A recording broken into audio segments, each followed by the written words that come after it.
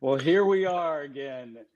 Uh, when our last episode was like 2 weeks ago. This Two is a weeks. lot for us. 2 weeks ago. Feels good though. Feels good to be back so soon.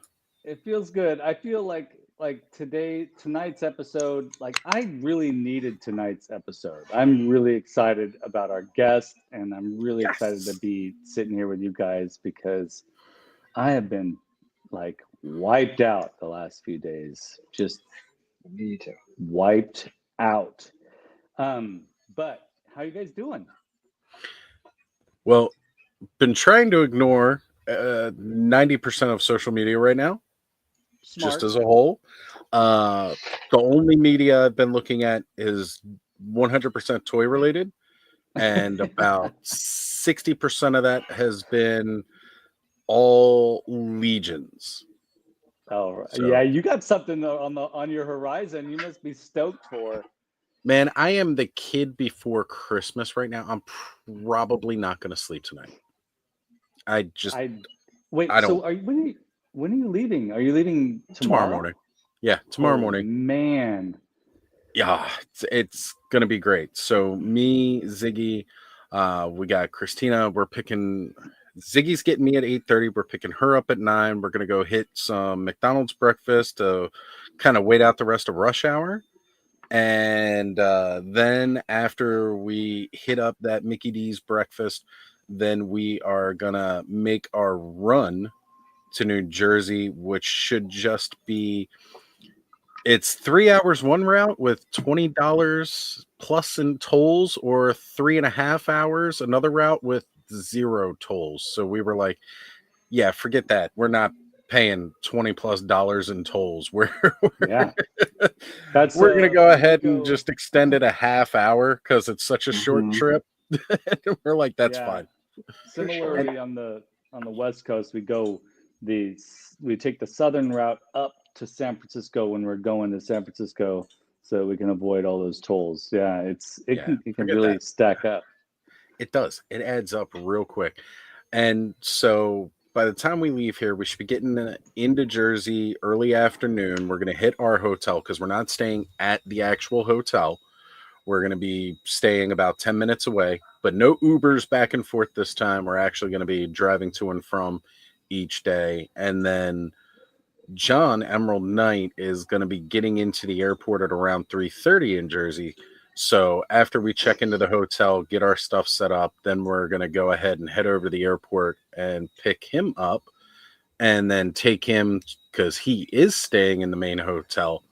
And then we're going to meet up with everybody and some great friends that, most of you guys know. Brick Something's going to be there. Adam Awesome. Highly Articulated, he's going to be Yeah, there.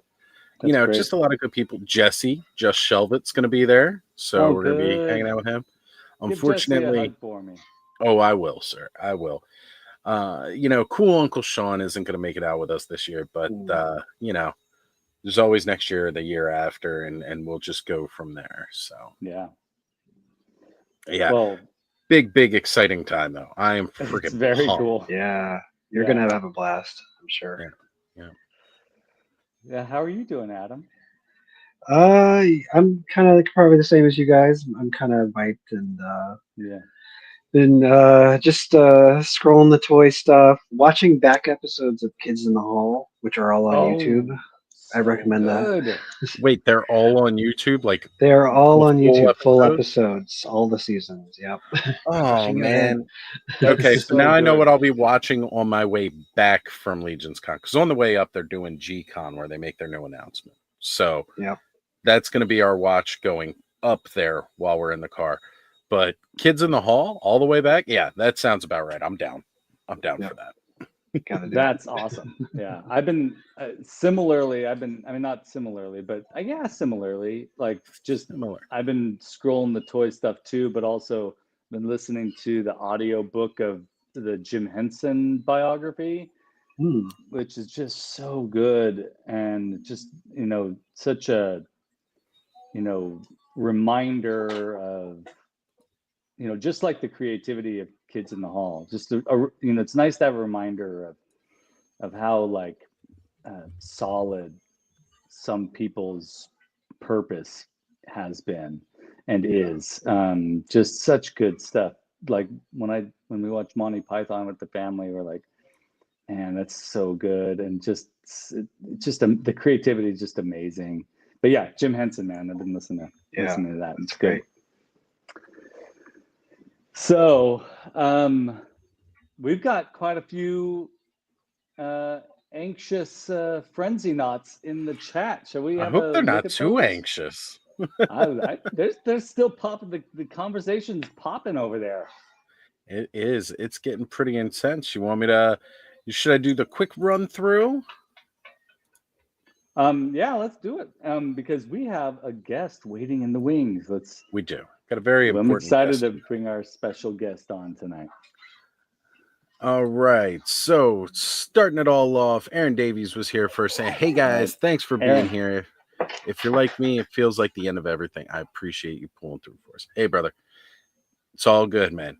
It's all good. Just kind of relax, get into some toys, and let's roll with it from there. We're here to bring some joy. That's right. We've got Ace in the house saying, "What's up?" There's another comment I need to go back to from Ace earlier. And Shaky Laser in the house saying, "Hello." All right. The wonderful, amazing, chilling Duchess of Darkness here joining us. Good to see you, Duchess. Thank you for being here. Dave's Dimension in the house. All right. What's going on, Dave? Cool. Good to see you, brother. We have the amazing Rolando Flores with us.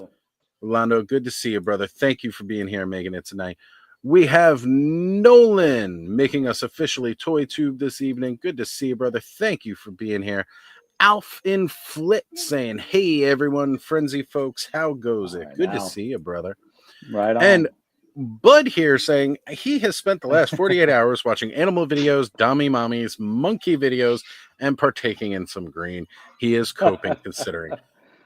You know, Bud, living the life, brother. Living the life. Bud made a comment on my the last video I did, because we've seen Bud's desk. It's like his desk is like a collector's shelf, and he was commenting on my desk and how it needs more toys on it. And I'm working on it, Bud. Working on getting all the toys. All the toys here. And we've got the amazing Eric Perryman hanging out with us. Good to have you, brother. Thank you for being here. And I wanted to see, I know Ace popped in another one here. I'm scrolling back up. It was earlier on. Well, maybe not as early as, oh, here it is. Yes. 2 Frenzy episodes within 2 weeks. Holy jumping Cthulhu. What pop culture gods do we have to thank for this gift? Look, I'm not sure what pop culture gods there are, but you know what? I know. Oh, Skelly. I know which pop culture god to thank. Okay. Blake Wright of Toy Collector magazine. That's which. There you go. That's which. You know what? That's a great pop culture god right there. Yep. Oh, and a couple people rolling in here after I'd already gone through that. We've got Night One Drunk Dad Advice. I literally watched that today. It's so good. K Roll in the house is going on. Oh, and Eric Braley, Toy Robot Magazine Toy Collector. There we go. Yeah, that's right. Yes, thank you. All right. And that about covers it, I believe. So let's not keep anybody waiting any further. Let's bring in the illustrious Blake Wright. Let's do it. Yes. Did the lights go off? What just happened? No. Hey. I think there was a thunderclap and some smoke popped up, but I forgot to pay the effect. That's some of that. That's some of that pop culture god stuff happening or whatever. That's right. You're too kind. You're too kind. It's true. It's true. Real quick, for folks that tune in and watch the Frenzy, you'll notice one of our co-host is not here. So Bobby Dangerously is not here tonight. And he said he's sorry. He may pop in later, so fingers crossed, but it all depends. So but yeah, he sends his best wishes and also I'm sure had lots of fun things to ask you, Blake. So we'll hopefully do our best. And then of course, Sean pops in when he can. And I reached out to him tonight. And he's like, oh man, tempting. But he passed. So, but we miss you, Sean. Miss you, Bobby. Anytime we do a frenzy, we'd love to have you guys pop in. So sorry, Blake, I had to say that. No problem, man. Yeah. Well, we're excited to talk to you, and it has been a long year for Toy Collector, a long year for you. And man, when we had you on here last, that was what was it? You actually went back, and Adam went back It too. was to watch it episode too. 8. Episode 8. And that is epic. That was back when Oz and I were just like toddlers in the YouTube toy frenzy-verse. And Yeah. Your Awesomeverse. voices were just starting to crack, like you hadn't quite hit puberty yet. Not at all. Not at all. I didn't have all the chin fuzz. I had like 3 hairs. Yeah, and then this it was came in. a lot of changes. A lot of changes. Lot of So changes. you've been with us for a long time, Blake, and we appreciate you. We're so glad that you're here tonight. Well, I'm happy to be here. I was, looking around for something to do on a Thursday after a busy, daytime outing, and something to do in the evening, and the NFL game didn't really appeal to me. So hey, let's do. Let's do. You know, Yeah. I almost take offense to that. Almost. Well, we should, at least we're on a list, right? That's right. People We're are thinking, on a like, list. What should I do? If we show up on anyone's list, like, that makes me super happy. Yeah. No, it's I thank you guys, because early on, when we launched Toy Collector, maybe I was a known commodity to some, but the magazine wasn't. And it was, we were doing something unique in this particular market by bringing back a print magazine, and just happy to still be around at this point, really. Yeah. The thing could have tanked really fast, and we would have went, well, at least we tried. But we struck a chord with just enough people, I think, to make the thing gain a bit of momentum, and we're hoping to continue that on through many years to come. Well, I remember when we talked to you last, you had just kind of sealed the deal with BBTS to carry the back issues so that people could get the back issues of Toy Collector. And you were still hoping to get them Barnes & Noble. And I know it was just maybe like a couple months after that, I remember seeing the first post about Toy Collector being in Barnes & Noble. And I was like, oh, yeah. The Frenzy did that. We totally did that. I'm taking credit for it. We did that. We got it into Barnes & Noble. It sure the hell wasn't me. So somebody, somebody's. Well, they're keeping tabs on Skelly, because Skelly says that he has a library that has a Starbucks in it, where I'm convinced that Skelly's such a nice guy. He's showing up to a Barnes & Noble, taking the books, and then he just brings them back, and they're like, we're not going to stop him. Just let him keep thinking it's a library. I'm the guy that shows up at the Barnes & Noble, and I show up with the briefcase and tie, and I sit down at the cafe and pretend to work. That's my life. He's got his pinky up as he sips. That's Pinky right. up, yes. I've run into a few of those for sure. I love it. Pinky up with the slime cup. I should have grabbed mine tonight, but hashtag pinky up with the slime cup. I've still got the bootleg Toy Frenzy tumbler, and then now on the other side with the official bootleg Nostradamus Toys Clubhouse tumbler. I did that so I could just kind of, it has the logo of my company that I work for. So I keep that keep that under wraps on there. Covered it up with stickers. My boss is probably watching now. I've got my actual official big dumb cup from Saturday Night Live. You can't do that. Yeah. You got your Stanley Cup there. Yeah. My wife went nuts on the Stanley Cups, and next thing I knew, I had like 6 of them. So Yeah, same thing. Bud's putting money out there. He says $50 you own a tweed suit there, Skelly. Do you got a tweed suit with a bow tie? No, not yet, but it's on my list. It's on. We're gonna make this happen. We're gonna make that happen. Well, if it's no, then Buddy owes you $50, and we can put that towards. We got proof here. $50. So Skelly, the reason to get that is you could cosplay as Indiana Jones when he's at the university when he's teaching. Oh man, I want that. That is the best look. If anyone's going to become a professor, it's probably of our age. It's probably because they saw how cool Indiana Jones looked in that suit as a professor. Man, best professor ever, hands down. Best professor ever. And anybody would be envious of getting that love you eyelid thing from the student when she does that. Right. Yeah. Thank you, Ace. Ace said, Skelly spiritually has a tweed suit with a bow tie. Yes, thank you. I do. I walk around with that in my soul, I think. That's how I'm going to picture you from now on as we sit here and do the show. I'm a little worried about how my wife would feel about it, because if I get that, I'm going to be wearing it every day. And I don't know if that's going to fly very well. We'll see. You know what? You get the tweed suit with the bow tie. I'm going to go for the full leisure suit with the disco collar, right? And we'll just make a whole thing of it. Okay, wait.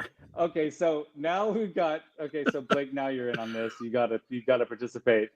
Oz would wear the leisure suit. I would wear the tweed suit. Now both you and Adam have to say the kind of suit that you would wear. Well, because I work from home 100% of the time, and my wife last Christmas got me this wonderful Lands End bathrobe. I would say that I would just, and we laughingly call that my work clothes. Honey, your work clothes are clean. It's like, oh, great. So I would probably just be strutting around in my Lands End gray thick terry cloth bathrobe. That's good. I'm picturing a smoking jacket, Hugh Hefner vibe with this. I'm digging it. That's like borderline Hugh Hefner right there. I'm picturing a dude with Cheerios in his beard, trying to wake up and do some work. A Cheerio Hefner. Not, and I don't have to think very hard to picture that because I've seen it. Been there. I've done this. Okay, I'm hoping Adam says what I'm hoping he says, but we'll see. I don't know. I was trying to think of something amusing. The best I could come up with is a powder blue, 70s suit. Oh, so another leisure suit, huh? Yeah. All right. That's good, Eric said you could wear the battle armor suit, so just totally rock the battle armor suit. I would prefer that. Here we go. Yeah. And Bobby in cheeky as always. Bobby. He'd be wearing the birthday suit. See, I would have picked a pinstripe for Bobby. You know what? Somebody needs a zoot suit. Yeah. I'm liking that. Bobby could rock the zoot suit totally with the Chicago typewriter. I'm just surprised nobody said tuxedo. I mean, I didn't want to put it out there, but I guarantee you Sean would probably rock the Canadian tuxedo, which is just denim head to toe. Canadian tuxedo. There you go. Maybe he might go with full on tuxedo though. He probably would, with the frill, the frill going down the front, full tuxedo. Maybe even bow tie. Pair that with putting on the Ritz tap dance performance, like in Young Frankenstein. Maybe I'd be down. hoping so a tailed tuxedo. Yeah, Okay, Tuck Top hat Tails. and tails. Oh Top hat man, and you know tails. what? We're gonna tell Sean about this. It's gonna happen. Bud suggests that Bobby would dress like Bill Paxton as the punker from the first Terminator.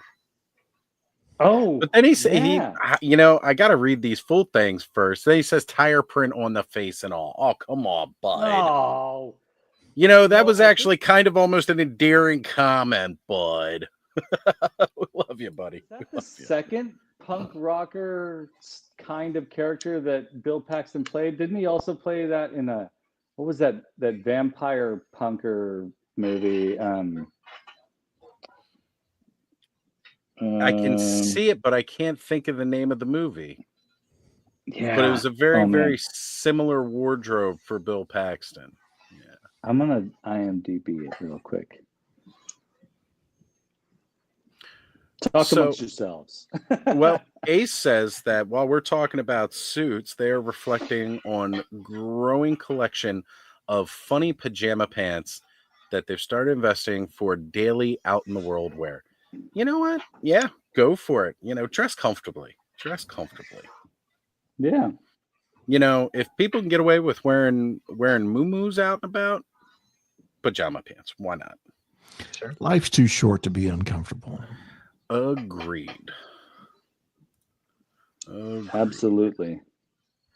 There we go. And we have the Thanos copter has joined in here. What is going on, brother? Great to see you. All right, Thanos. Always doing the killer picks.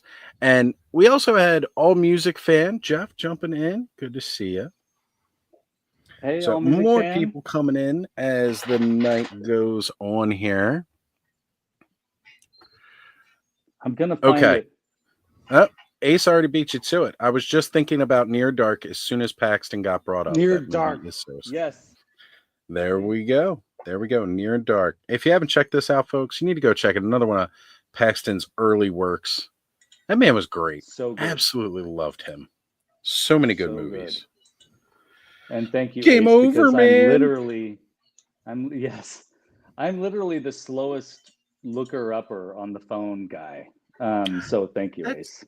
Typically why I do the looking up as we do the live stream. The multitasking of 30 screens while we go. Yeah, I don't know how you do it, man.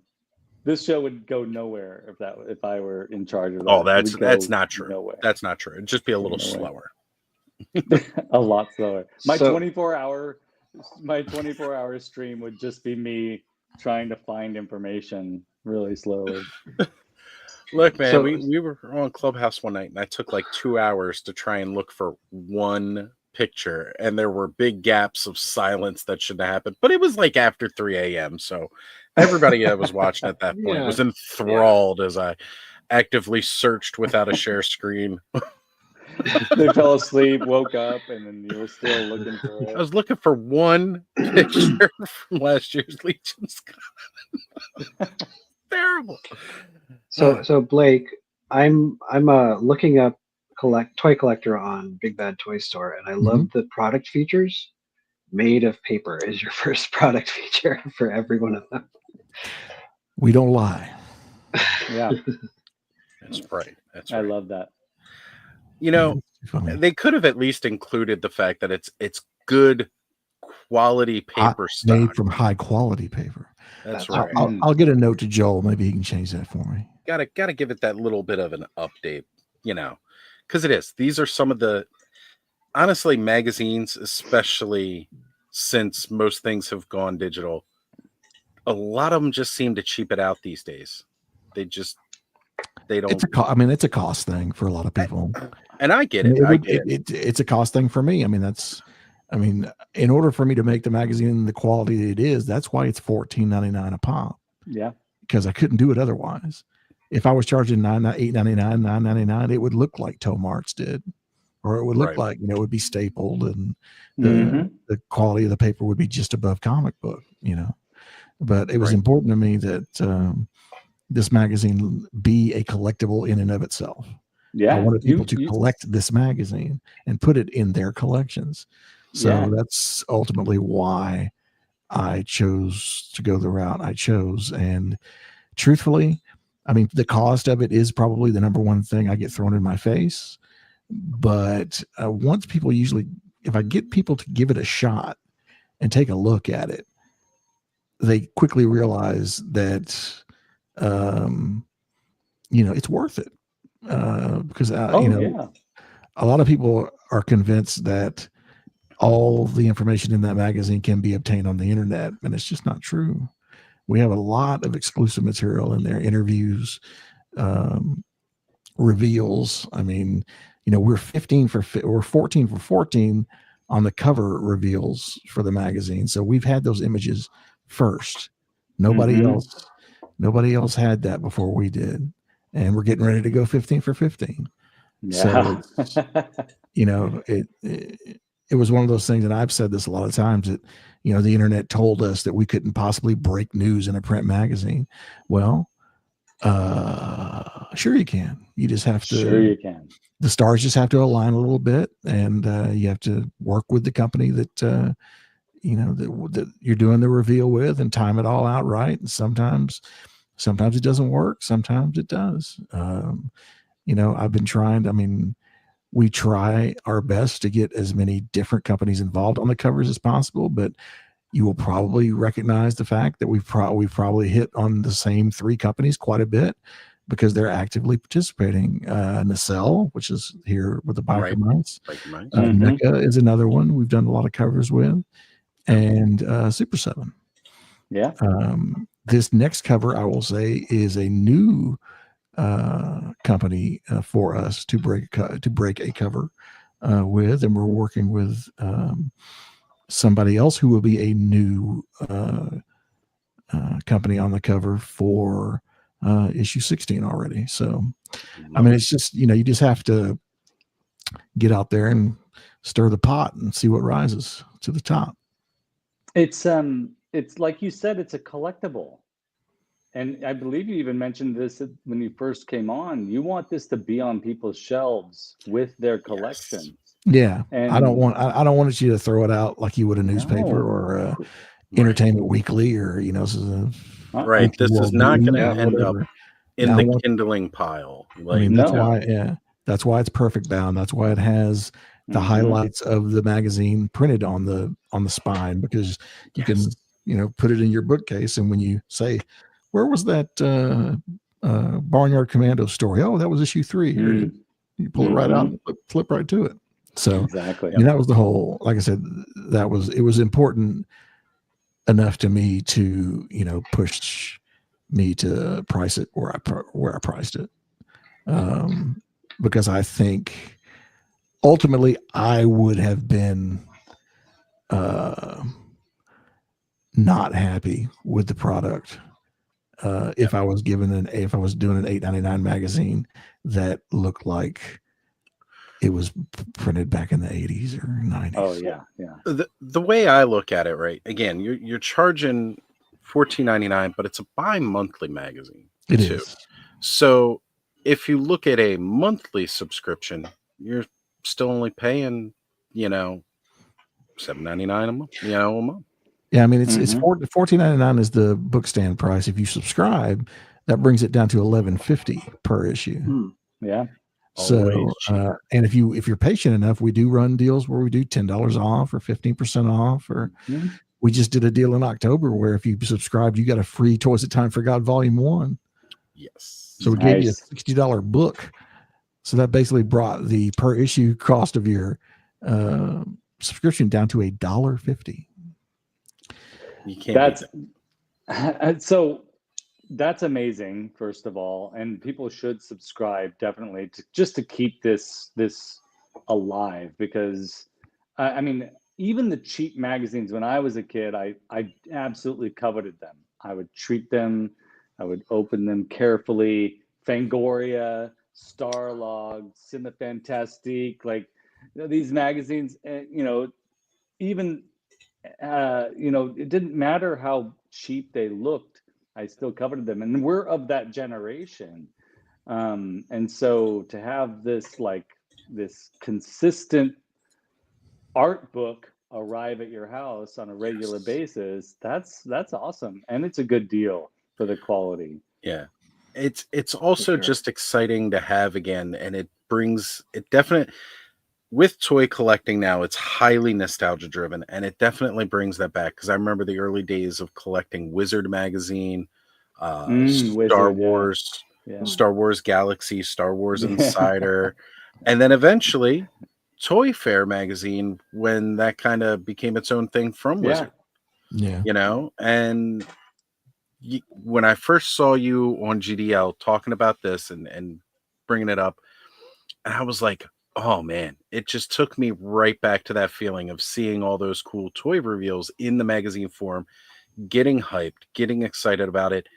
And I realized, like, I didn't realize how badly I wanted this. I don't want to just go online, go to a website, and just look at it there. I want to be able to open it up and see that splash page of the reveals and stuff. Yeah. I Now, mean, a lot of it came down to because so much news and things these days is broken on social media. You know, when you go back to try to find something you saw before, if you don't remember exactly what page it was on, you're never going to find it again. Oh, So it was one of those things where, you know, I didn't really think about it that way when I started, but you know, this is kind of a journal of record as well. So you can look back and say, this is what was happening at this time in the toy business. So it almost became a little more important for me to, you know, log a bit of the news that you've already seen on the internet, because that news, if you saw it on socials, it disappears. And then you'll have to rely on going back and either trying to find it via search, which is an awful thing to have to do on a social media channel, yeah. or some of the, you know, maybe some of the websites that are still doing toy news, you know, picked it up and you have to go back and search through that, or you can pick up a copy of your Toy Collector and flip through the, you know, first 10 pages, which are all, you know, news from the previous 2 months, and see a snapshot of what was happening. So yeah, I didn't realize how important that would be going in, and then I realized, hey, you know what, that is, we need to do some of that for some of the bigger announcements and that sort of thing. You know, like social media is terrible as far as for art. Finding any information, stuff disappears from it all the time. Even some of the major, or you know, maybe not the biggest, but some of the toy review sites that I used to like to go to are down. Like I remember Poghostal, and It's All True. I've checked those recently. Both of those are down. But this you know, Toy Collector, you know, it's that physical thing is always going to be there. I like, well, so one of the most tiring things that I indulge in is like YouTube black holes that I get sucked into, and I'll just like watch one video and then I'll watch another video and then I'll watch another video, and then sometimes that's fun and exciting, but sometimes I'm just like staring at the screen, scrolling and scrolling and scrolling to find something new or interesting to look at, when my interests are already in a particular, exist in a particular place. And I mean, just we're looking at this one cover, I wanted to point out a few things that for people who are interested in toys, they're interested in sculpture, they're interested in design, they're interested in creativity, they're interested in cultural IPs of cultural significance. They're interested in this stuff. They're interested in sci-fi and fantasy. So if you look at the things, the other information in the magazine, besides, of course, Biker Mice from Mars, you have the wonderful world of the Weta Workshop. And if you know about the Weta Workshop, you know that's going to be like, for me as a person who's intrigued by diorama making and set building and art design, I'm like, that's super intriguing. And then 80s toys that need a redo, like that's speaking to us in a very, very exciting way. portrait of, you know, interview with sculptor Paul Harding. Toy hunting in Norway. Absolutely. Like, I want to go on all of these journeys. And that's just on the cover of this one issue. This sounds like I feel like suddenly we're doing a, what is that? Home Shopping Network commercial for Toy Collector Magazine, but we absolutely should be doing that, because this thing's worth it. It's so good. Look at that. Look at the information that's in here. That redo article was one of my favorite ones we've done so far. Nice. Yeah. If anybody hasn't seen it yet, we basically took 6, I think, lines, mainly from the 80s. I think we snuck a couple of non-80s ones in there that we thought needed, you know, since everything's being redone these days, like the Biker Mice from Mars. That lines that maybe people haven't tapped into yet. And we actually hired, I'm good friends with a gentleman named Russell Vossler, who is a former Varner Studios hand. And he would, you know, do concept drawings and turnarounds and sculptures and things of, you know, Ninja Turtles and whatever else was going through Varner at the time. And so we actually hired him to do new concept drawings for what some of these lines could look like today.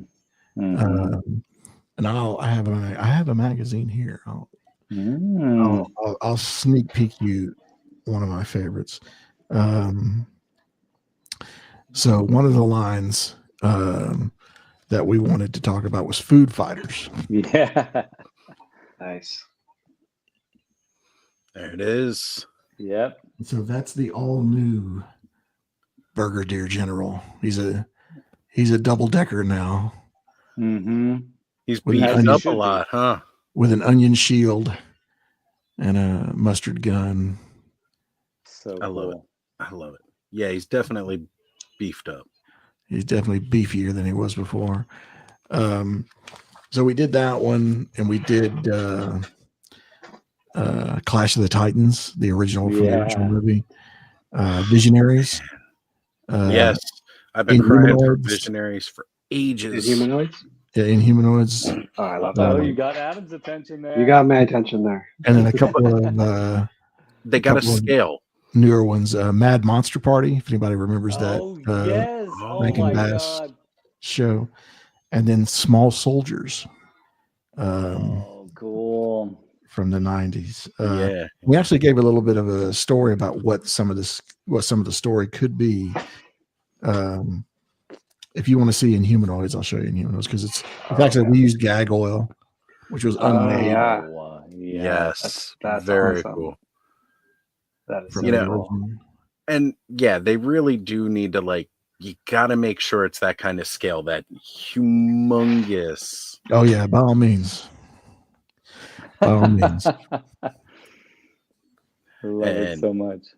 Yeah, Thanos is all drawn in with Clash of the Titans as well. Yeah, the Clash of the Titans drawing that's in there is Medusa, so it's really cool. Ooh, Russ does a really good job. But I'm not going to give it all away. Go buy a copy. No, that's right. That's right. The book.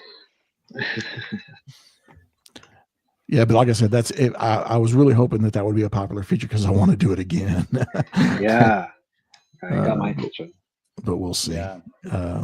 That is a conversation that can be had over and over again, and different people would love to see different lines.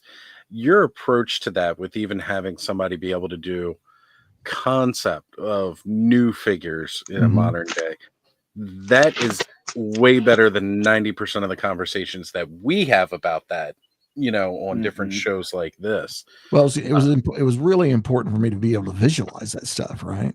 Yeah. So, and with the newness of I think personally we're living in the second golden age of action figures right now.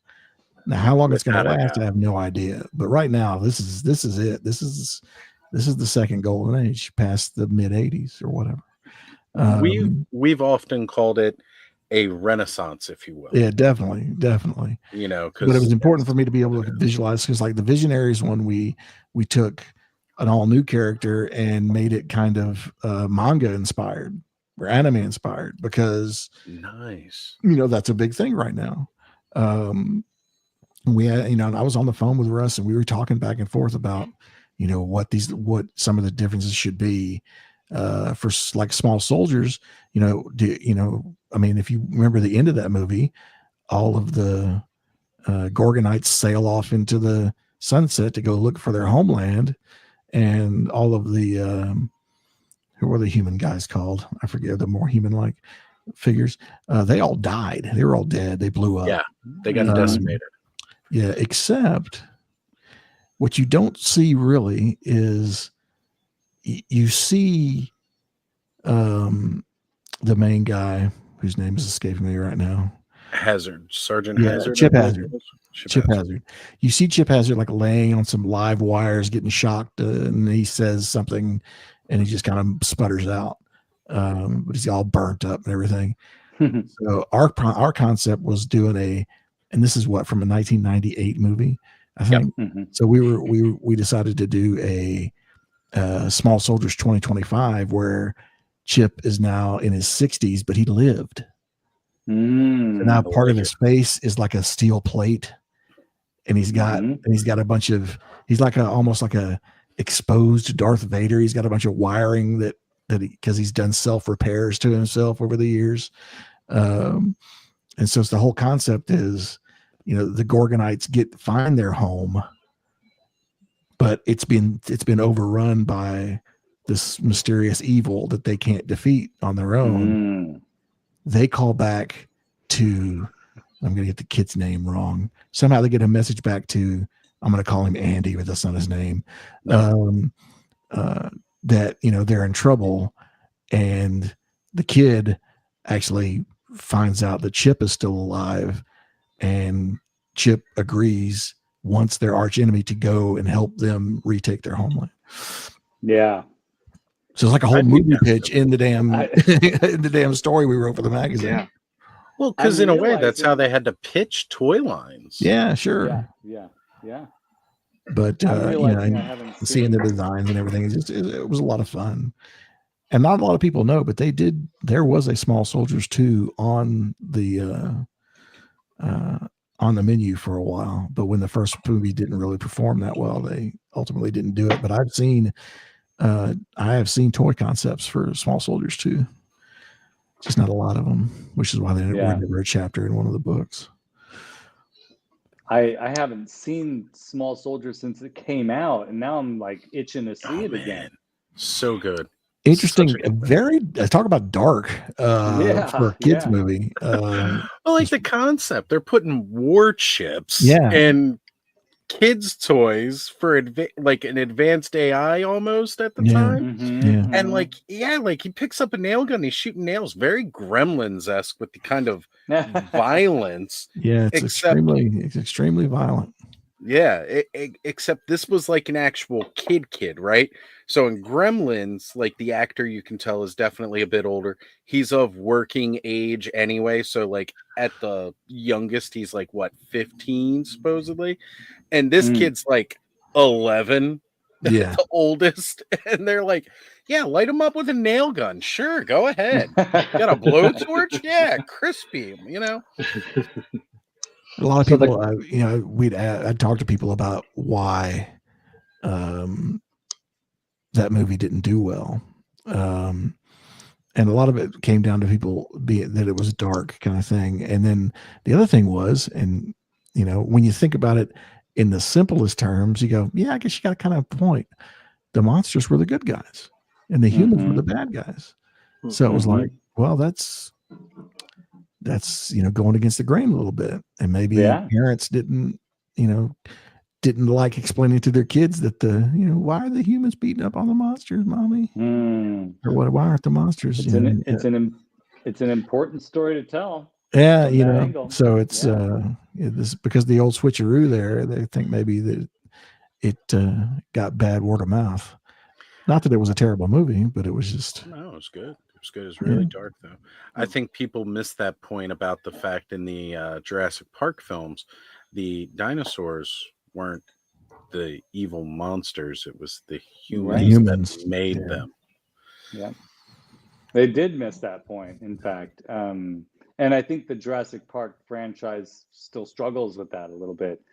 It's obvious that the humans are at fault, but they always end up being seen as heroes in the films. That's a really one of my biggest complaints with that franchise is it's very difficult to identify who you're supposed to be rooting for, because I'm never happy with the people, and I'm always scared of the dinosaurs. So there's this big conflict.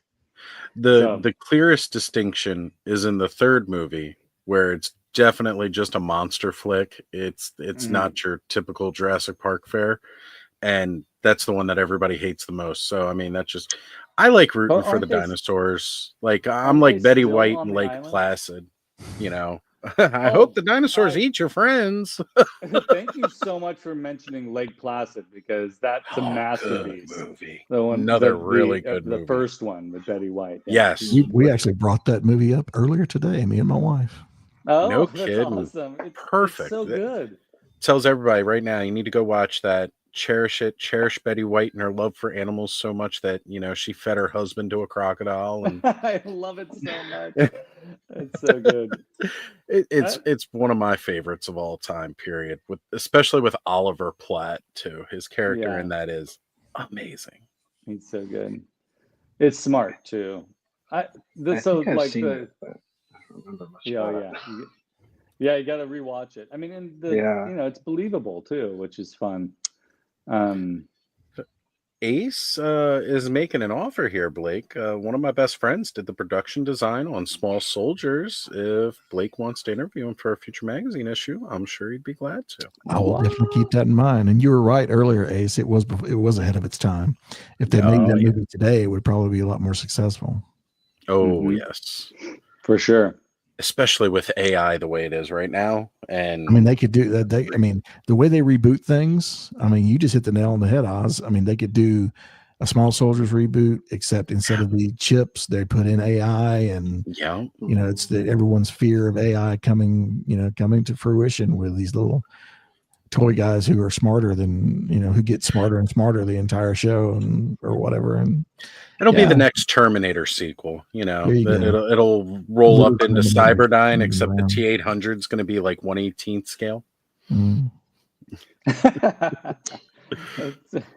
I would much prefer actually a reboot of Small Soldiers over another Terminator movie.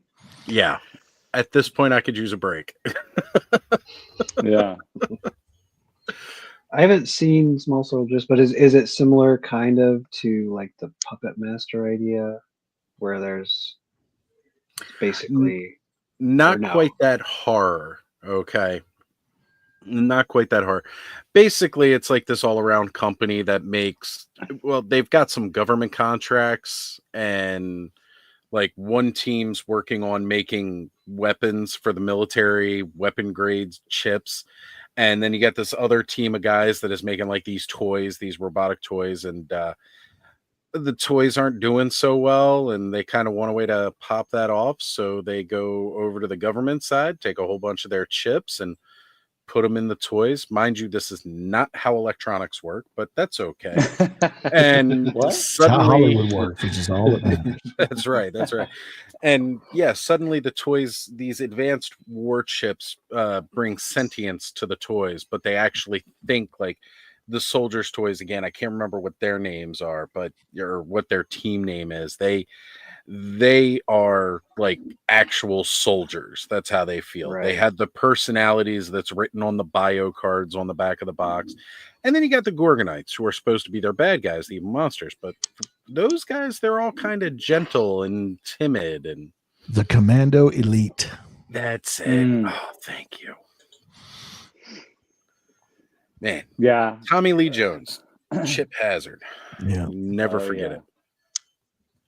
Isn't that like Robert Zemeckis or somebody like that directed it? It may have been John Landis or Robert Zemeckis, one of those guys.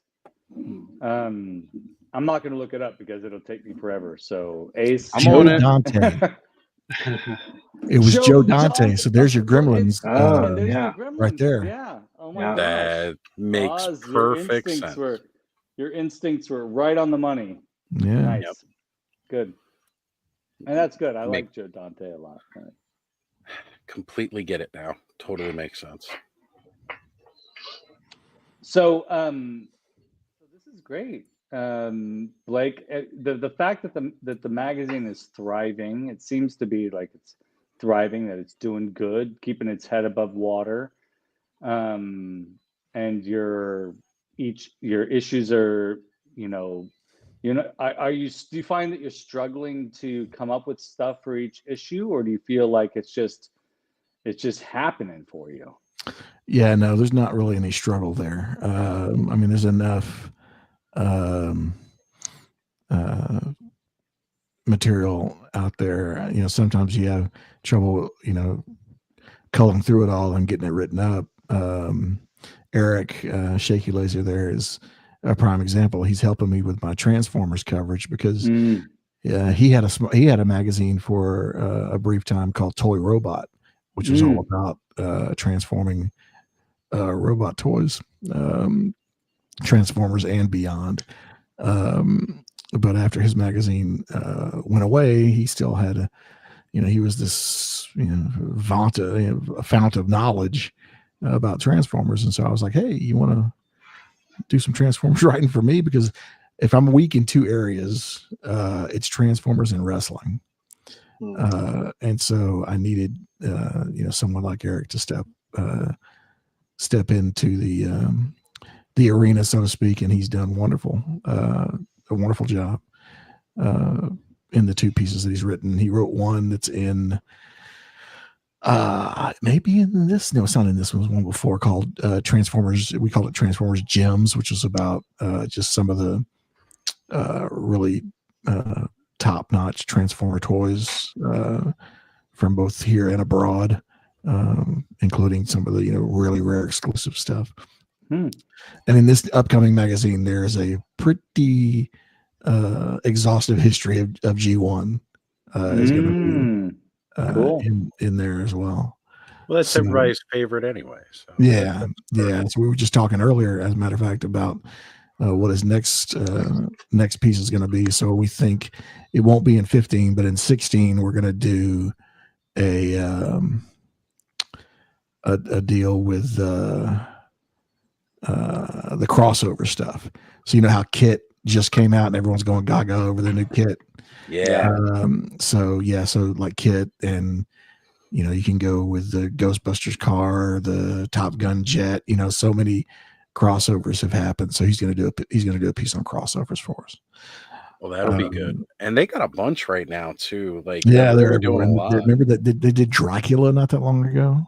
Oh yeah, they've got which was bizarre. The G.I. Joe ones, which I'm surprised it took us this long to get that.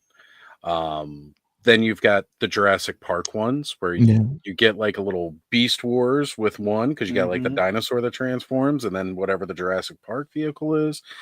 Like they're really amping it up on. I like to say that Transformers is not, well, Hasbro in general right now is not trying to leave any money on the table with certain IPs of theirs, and that's a big one. Well, that's good for them because they're selling the other ones off. Yes. Or renting them out, so to speak, licensing them out. They're O-rings. Yeah.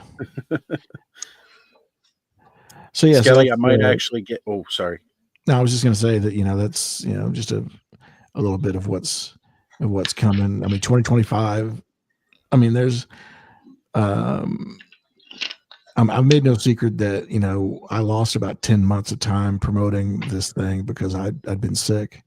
But now that I am no longer sick, I can get out and do some things. So 2025 is going to be a really important year for us. We are desperately trying to get a booth at Comic-Con this year, which will be a first for us, but we feel like we need the presence there now in order to take the next step. We're also going to desperately try to get a booth at New York Comic-Con as well. Yeah.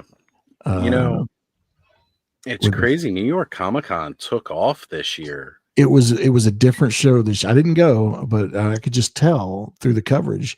Totally different show this year. There was so much toy news that came out of it. I mean, easily double the toy news that come out of it at any other time.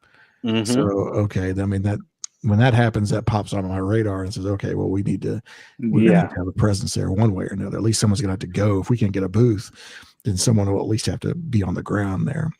And we do have in this coming issue, speaking of we talked about Geek Dad Life earlier, Jay is actually doing a wrap-up piece of New York Comic Con for Toy Collector. Nice. Which will be in issue 15. That's cool. Yeah, it's great. It's good to have friends. So 2025 is going to be a real important year. We're gonna kind of pull back on going to as many shows as we've been going to in the past, but we're going to go to the big ones. And all the big ones across the world. And we'll still do some regional stuff. This past year we did a lot of stuff with we did a thing with both Joe Fest and the Great Ohio Toy Show where we printed up 500 reusable tote bags with the Toy Collector logo on it, and so the first 500 people through the door got a tote bag that they could put all their toys in and a fresh copy of Toy Collector, whichever issue was the newest. And we ran out of those really quickly. So I'm looking at maybe doing a West Coast show like that because we've done kind of Middle America, and East Coast. So it would be nice to do kind of a West Coast thing as well. Looking for candidates there. If you do it, Blake, if you get out to the West Coast, let me know.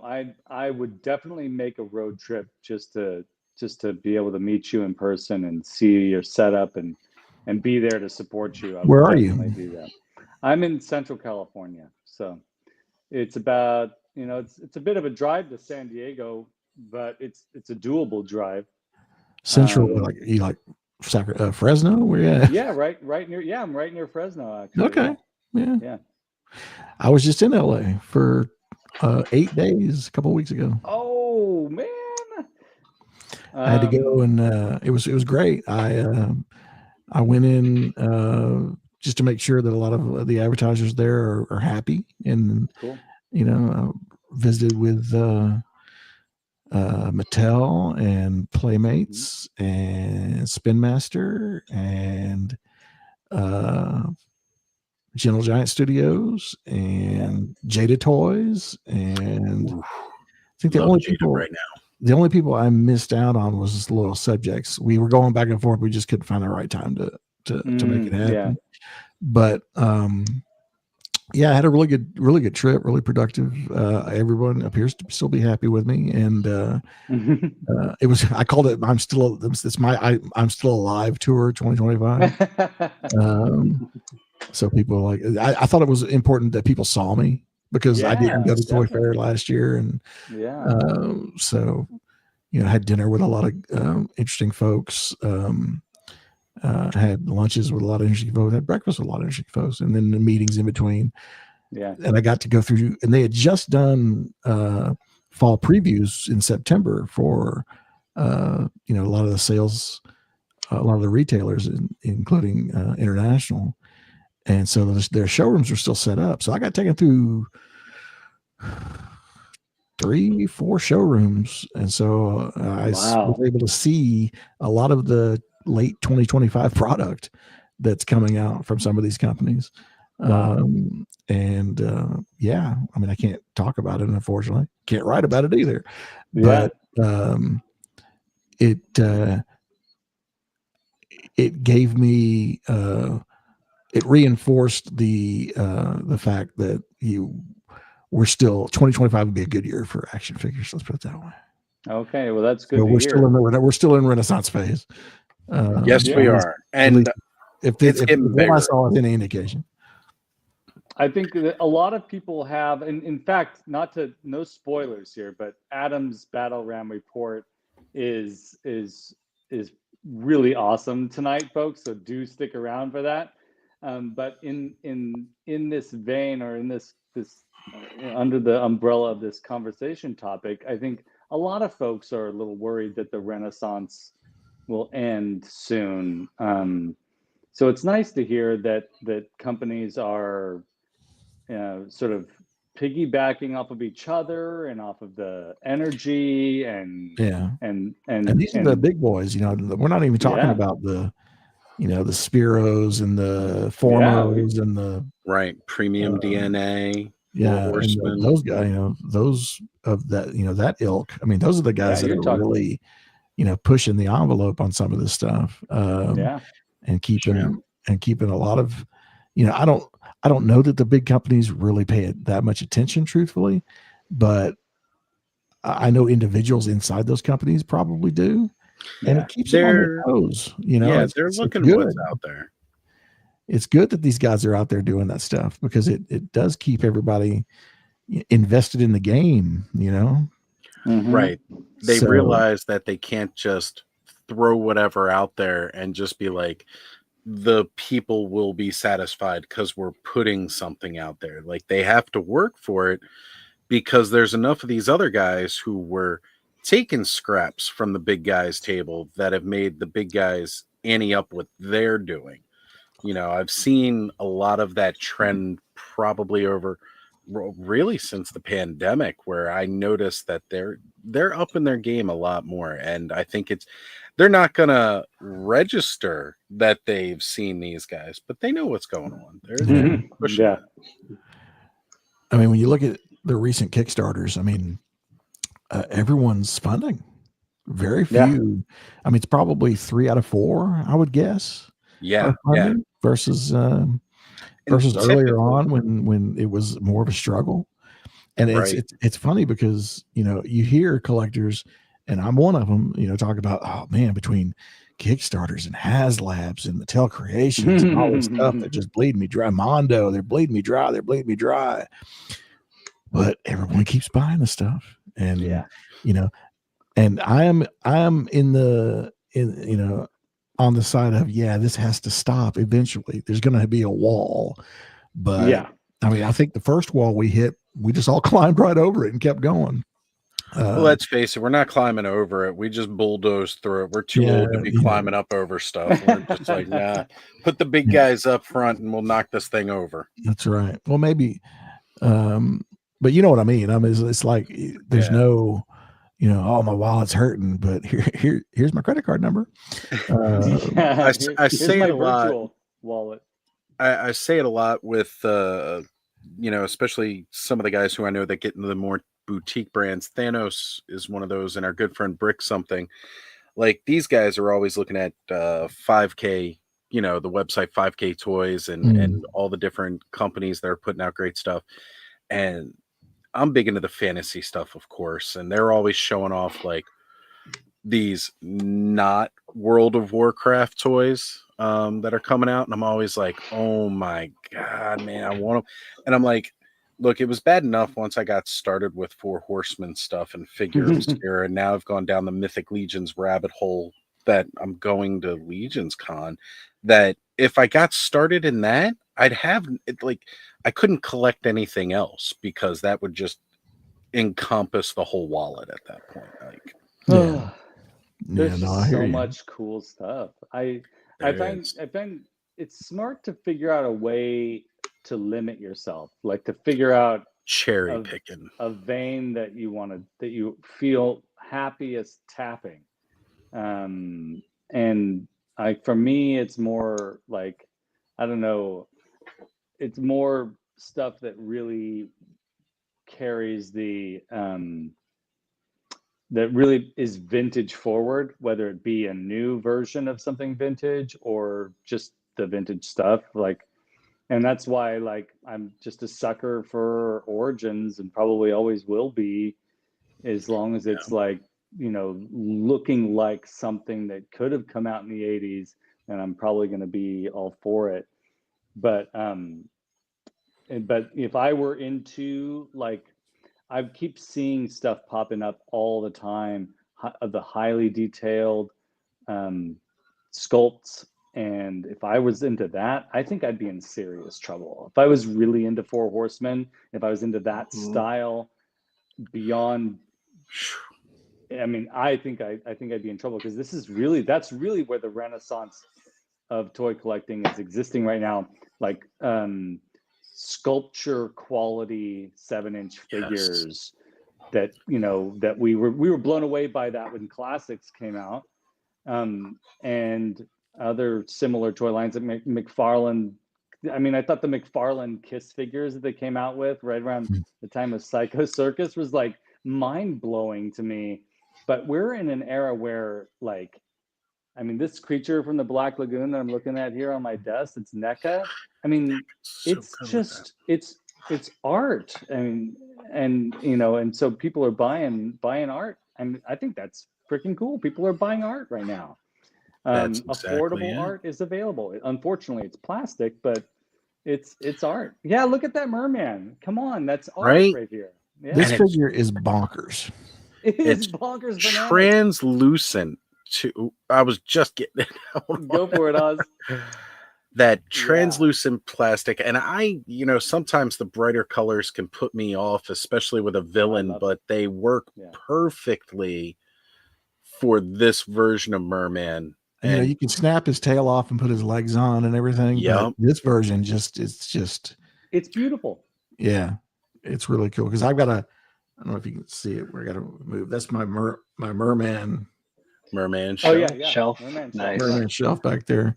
So yeah, this is when you start talking about toy art, you know, toys as art, and then you start talking about stuff at mass anyway. This guy is right up there. It's crazy. He really is. And Mattel, come on, reuse that tail. Give us a new Kraken. Just saying. There you go. Yeah. We need that Kraken. Every time I look at that tail, I just picture Clash of the Titans Kraken. Give us our Kraken. Give us the Kraken. We want the Kraken. Now, make sure that whoever puts it out, make sure that Kraken is not based on the toy, because I still want to get the toy and have that exists in its own world. I want to see a Kraken that looks like it's straight off the screen, that Ray Harryhausen Kraken. And there have been some versions of it that have come out over the years, like, but yeah, I'm with you, Oz. Yep. We need a new Kraken. If you got to work it in within humanoids, I'm okay with that. You know, same size scale. Sure. It's like, got to be that big. Got to be that. Got to be that big. So you heard him, Mattel. Get Kraken. That was too cheap. I'm sorry. No, it's okay. No, that was perfect. We're awesome. All about the campy cheese here. Please keep it coming. Yeah, we're all about the campy cheese. So I know that you're an author. The Toys That Time Forgot. Any other projects on your horizon that you're diving back into or want to share with us there's particular things that you've been working on over the years too. So anything you want to jump into with us us? Well, I remember a conversation that first let me, before we jump into where we're going, I did want to do another bit of a sales pitch. I know this is terrible, but I want to do it anyway. Please. Because we talked about it a little earlier. Toy Collector has done 2 exclusive action figure mail-aways, giveaways, sales, whatever you want to call them.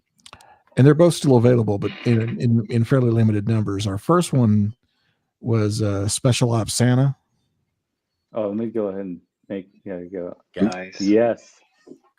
Which is basically based on Fresh Monkey Fiction's Eagle Force line, although not officially a part of Eagle Force. He's got like candy cane weapons, and he's got a red gun called Naughty, and his green gun is nice. It's in his holster. That's good.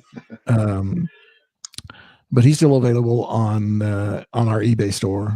I think he's $27. He comes in a cool white mailer box, just like you got back in the day. And he also comes with several hands, several weapons, and another little throwback secret that's in the box as well. But if you're into that kind of modern 3 3/4, this guy's really fun. And then more recently, we have our Earthworm Jim, which is Premium DNA and myself got together and did basically an homage to the old Playmates mail away, which was a green and black suited Jim. Kind of looks like he's part of the Lantern Corps or something, but their mail away, I think, was part of a video cassette thing offer. Ours was just, we got him, come buy him. So he's also on our eBay store right now, and this is a highly limited figure. So if you're interested in him at all, I would go purchase him sooner rather than later. And don't forget, Christmas is coming. For the Jim fan in your life, green and black Earthworm Jim. So there, that's my sales pitch. That's a good one.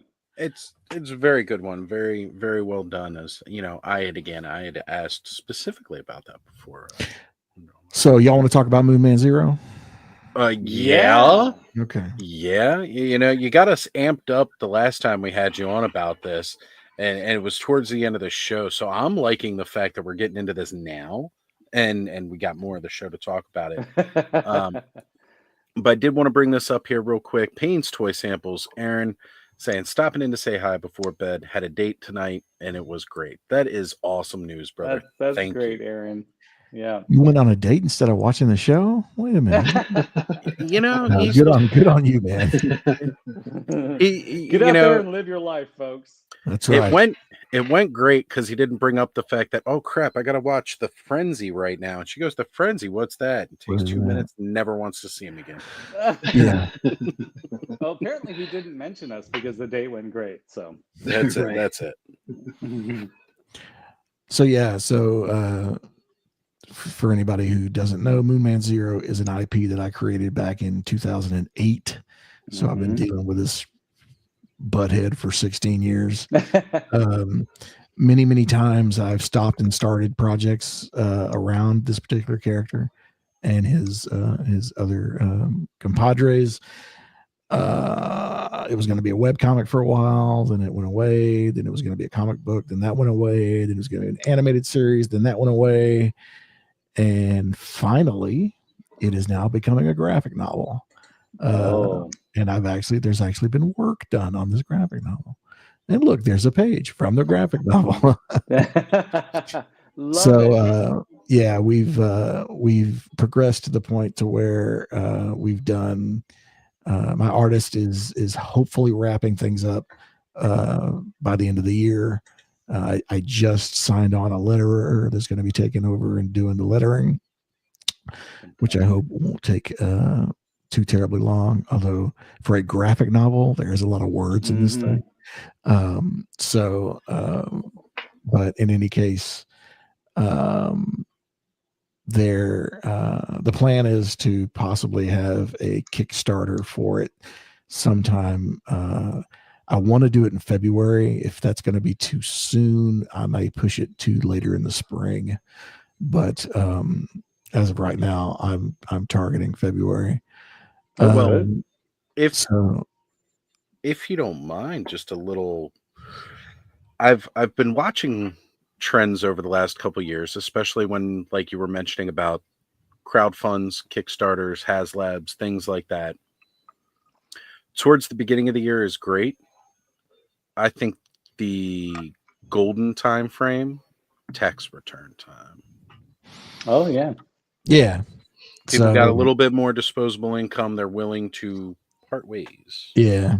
Well, this isn't going to break the bank. This is, it's $25 or $25, however much it's going to be. So it won't be, like all in $3,900. Let's do it. But I'm going all in 350. Just that's right. But we've had a good time putting this together. It's taken longer than I hoped it would, but I have a day job. The artist has a day job. Everybody has to make a living. So we're doing this, this is my third job, right? So I'm doing this on the side, Yeah. So if Toy Collector is my right side, this is my left side, I guess. But it's looking, really good. It's one of those things where, when they always say, cheap, fast, and good, pick two, because you won't get all three. I got cheap and good. I didn't get fast, which is fine. I'd rather have those two than have those two too than the others. Right. I'd much rather this be good, and especially always liking it cheap, rather than you rush it and it not be as good as it could be.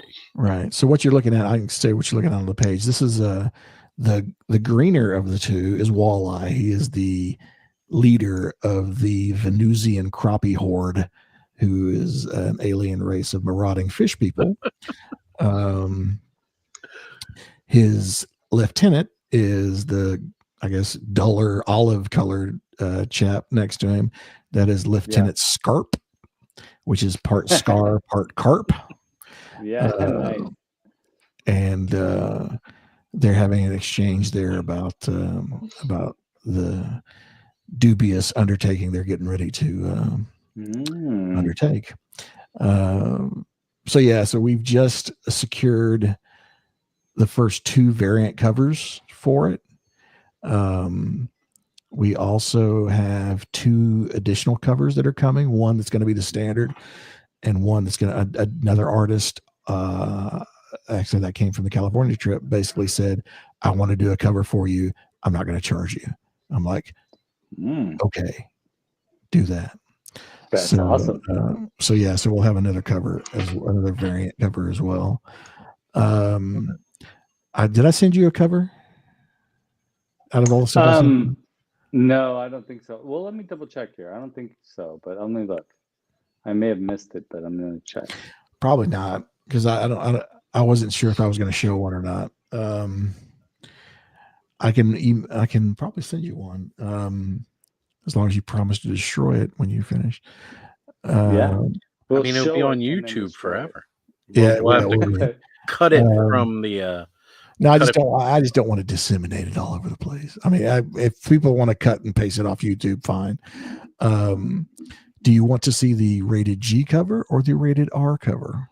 Well, R, of course. I was going to say, Skelly, come on now. Let's do this Troma style, full rated R. Troma. We got to go Troma all the way. Yeah. All right. So, just send it to my email or something. Yep. It's as soon as I can find the file. You said R, right? Oh yeah, hard R. Yeah. The hard R. Let's get right down to the VIX. We call it Troma R over here. The Troma R. Yeah, let's go Troma. I don't know how Troma R it is, but it is. It's definitely a little more hardcore than I originally thought it was going to be. But then when I saw it, I was like, yeah, okay. Troma sets a high up by 15 people. That's right. Yeah. Jumped. They're here for the Troma. All right, here we go. All right, let me just. Oh wow, this is okay. This is really cool. All right. Yeah. So I was looking. I was looking for somebody who had kind of a Scotty Young. If anybody knows comics, Scotty Young type style to him. Scotty does. I think he was the guy who did I Hate Fairyland originally. Now that's taken over by Brett Bean, who I did approach about doing the cover, but he's just way too busy.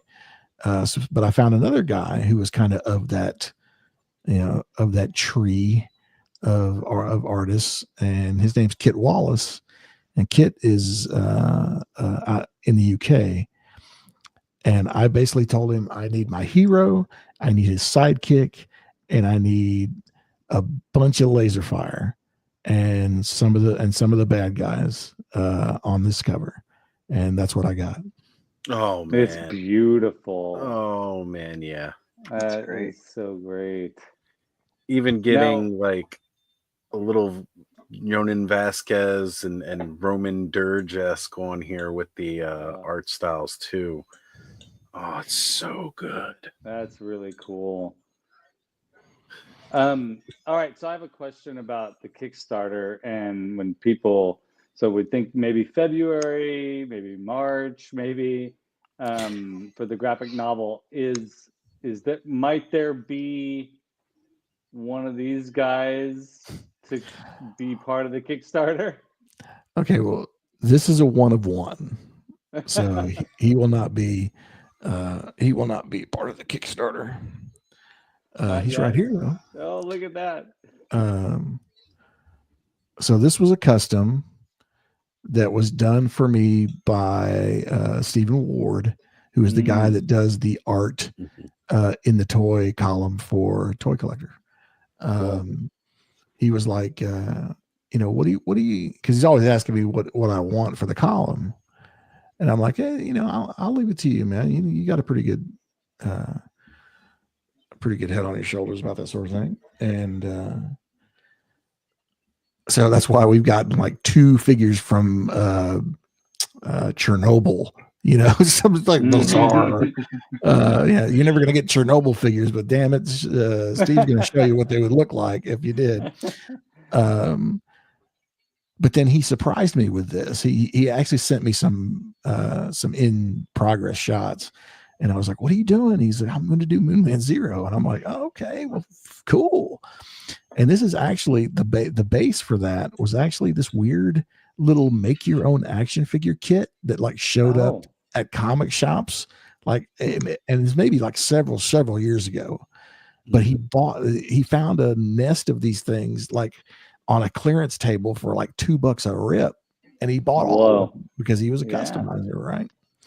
So this is actually the female body that he sculpted, that he shaved down because it was the thinner of the two. The other was more husky, more built superhero type body, and Zero really doesn't have that kind of body. But and then he started doing the paint, and he asked me, he goes, what do you want it to look like as far as paint job? And I said, well, can we do it where it's black lined like what NECA's doing with their Archie comic stuff?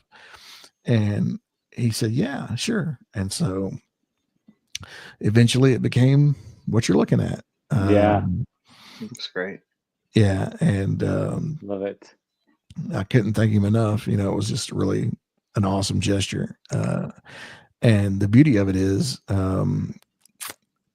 not this next issue, but the next one after that, we're actually going to do his column is going to be Moonman Zero, because it's going to coincide with the Kickstarter announcement. Yeah. Okay. So, so we're actually going to put it in an original kind of thing in the column in the magazine. Oh, that's so great. But I will say that while this won't be a part of the Kickstarter, and no figure will be a part of the Kickstarter, as best I know, I did another thing that came out of the California trip was I did hire a sculptor to render me a 6-inch version of Moonman Zero. All right. And I also have another guy who's going to articulate it for me. So I will have the materials, the early, and we'll do some printouts of it, and I'll check it out and everything. But so we'll have a base for when, if and when we ever get to that point to where this is popular enough for me to actually tool something up and make a figure. No, there's no if on that. When. Well, yeah. I want to recreate this as a toy photo, but with mermen. Yeah, so that's where I'm at right now. Yeah, it was like I remember when he sent me the thing, and originally the early drawing of this had everything just black lined, and it was a sketch, and so it really didn't have all the blood and guts that you could see. And so I was like, yeah, man, that looks good. And then, a couple days later, he goes, okay, all finished. And he sent me this. And the first thing I saw was that poor bastard in the bottom left-hand corner's eye squirting out across the page. And I was like, oh my gosh. So that's not really what I had in mind. But the more I looked at it, I just like, this is just perfect. Yeah, it's that wicked, like, adult humor-esque. Yeah. It calls to me for sure. Yeah, like this is ridiculously great. Like very, very heavy metal comic going in there. And and so I missed the G one is actually really good too. It's a buddy of mine named Matt Koffenberg, who's an artist. I think he's up in Wisconsin. Did the G one for me, and it's very much Golden Books cover, because he just did. If you look up, I think it just became available. He did the art on. There's a Golden Books about Vikings that just came out. So if you do a search on Golden Book Vikings, I think you will probably find his art, and it's the cover of that book. When I saw the cover of that book, I knew I wanted him to do one of the variant covers, because I was like, that is just too cool. I can tell Oz is on it right now. And I love it that it's not, it's not, the Golden Book stuff doesn't have any black line on it. It's all just color. And so it's a really totally different style. Nice. And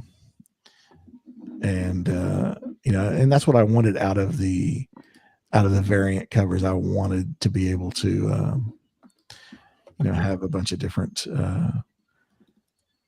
voices, I guess, through art, through their art. And Matt's a really, a really good, and he's a good guy. On top of everything else, gonna be my first Golden Book in about 5 years. Isn't that awesome? Oh, yeah, it is. Beautiful. As soon as I saw that, I was like, oh God, you have to do one, please. I said, he's going to charge me an arm and a leg. And he really didn't. He was like, he goes, I'll cut you a deal. I was like, all right, good. It's good. Like I said before, it's good to have friends. Yes. Yeah. All right. I just emailed you the G cover, so you can put it up if you want to. Oh, okay. Yeah. I'm going to do that right now. You can see what it looks like. Getting all the spoilers here, folks. Yeah. I mean, it's my property. I can do whatever I want to with it. So just everybody remember this: when that Kickstarter hits, Moonman 0, you're gonna want to get behind this. Oh, I'm looking at it right now, dudes. This is beautiful. Yeah, I was really happy with that, because I gave him no guidance except I want 0 on the cover, I want walleye on the cover. That's all I said. And he gave me this, and I wrote back to him, no notes. You nailed it. There was no notes on the thing at all. It was just perfect. So I was like, some people just get it. We start talking about fish people, and Moistly has arrived, folks, saying, good evening, gents. He's another huge fan of the merfolk. Well, specifically more merman, but you won't want to see the last picture we had. There may have been some mer massacre going on, but this next one you'll be all about. Yeah, I'm getting it up right now. Everybody make a clip of that, what Skelly just said. Yeah.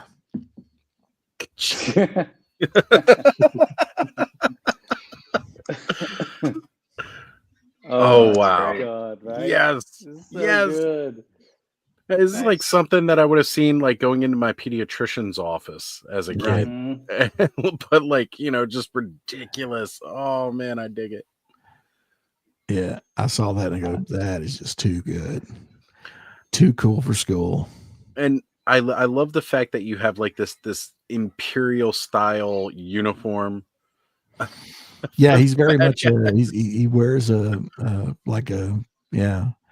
old admiral's uniform from like Pirates of the Caribbean or something. Yeah. I love it so much. Old imperialistic military. Yeah. I love that. Absolutely love it. And with his little, like, that little whisker coming out the chin there and all like that. I can't wait to see like a catfish guy with a huge handlebar mustache come on. I don't know if we have any catfish in this first one. Hey, you got time. You got time. We'll get it. Different kind of fish. See the little goatee there, or little soul patch he's got there. Yeah. The Admiral outfit. Down. Yeah. Love it. But yeah, it's to say I'm having fun with this would be an understatement. It's just been so much. I mean, like I said, these guys have been in my life for a very long time. So that this is actually happening is a minor miracle, number one. But number two, it's just it's the thing I'm most excited about right now. And I hope it catches on, because I have the script for the second one already done and the outline for the third one already done. So, all right. It really feels good to hear you say that, because I know when the last time we had you on, you were a little timid about sharing, some of this, because you had shelved this project for a while. Yeah, I mean, it's been in a bottom drawer forever. It's been taken out and put back, taken out and put back. But if cancer does one thing for you, it puts a lot of things in perspective. So, I mean, immediately when I was diagnosed, last year, I went to the bottom drawer and everything came out, and I was like, okay, what gets done first? And of course, it was going to be this, because this is the one thing that I knew the best, and that had been, excuse the fish pun, floundering for several years. Man, that makes me happy. It needed to happen. And I wrote the script, and I sent the script to a person that I really trust their opinion. And he came back and said, dude, this is good. And so I'm like, good. I'm glad you said so. It's the same guy and I think I might have mentioned this before.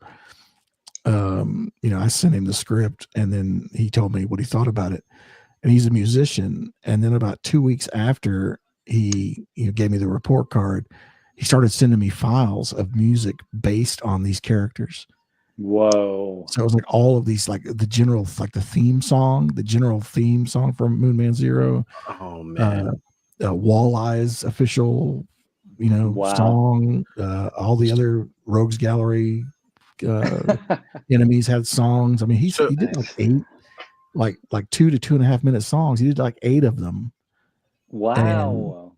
And I was like, dude, this is fucking great. It's like, what? Yeah.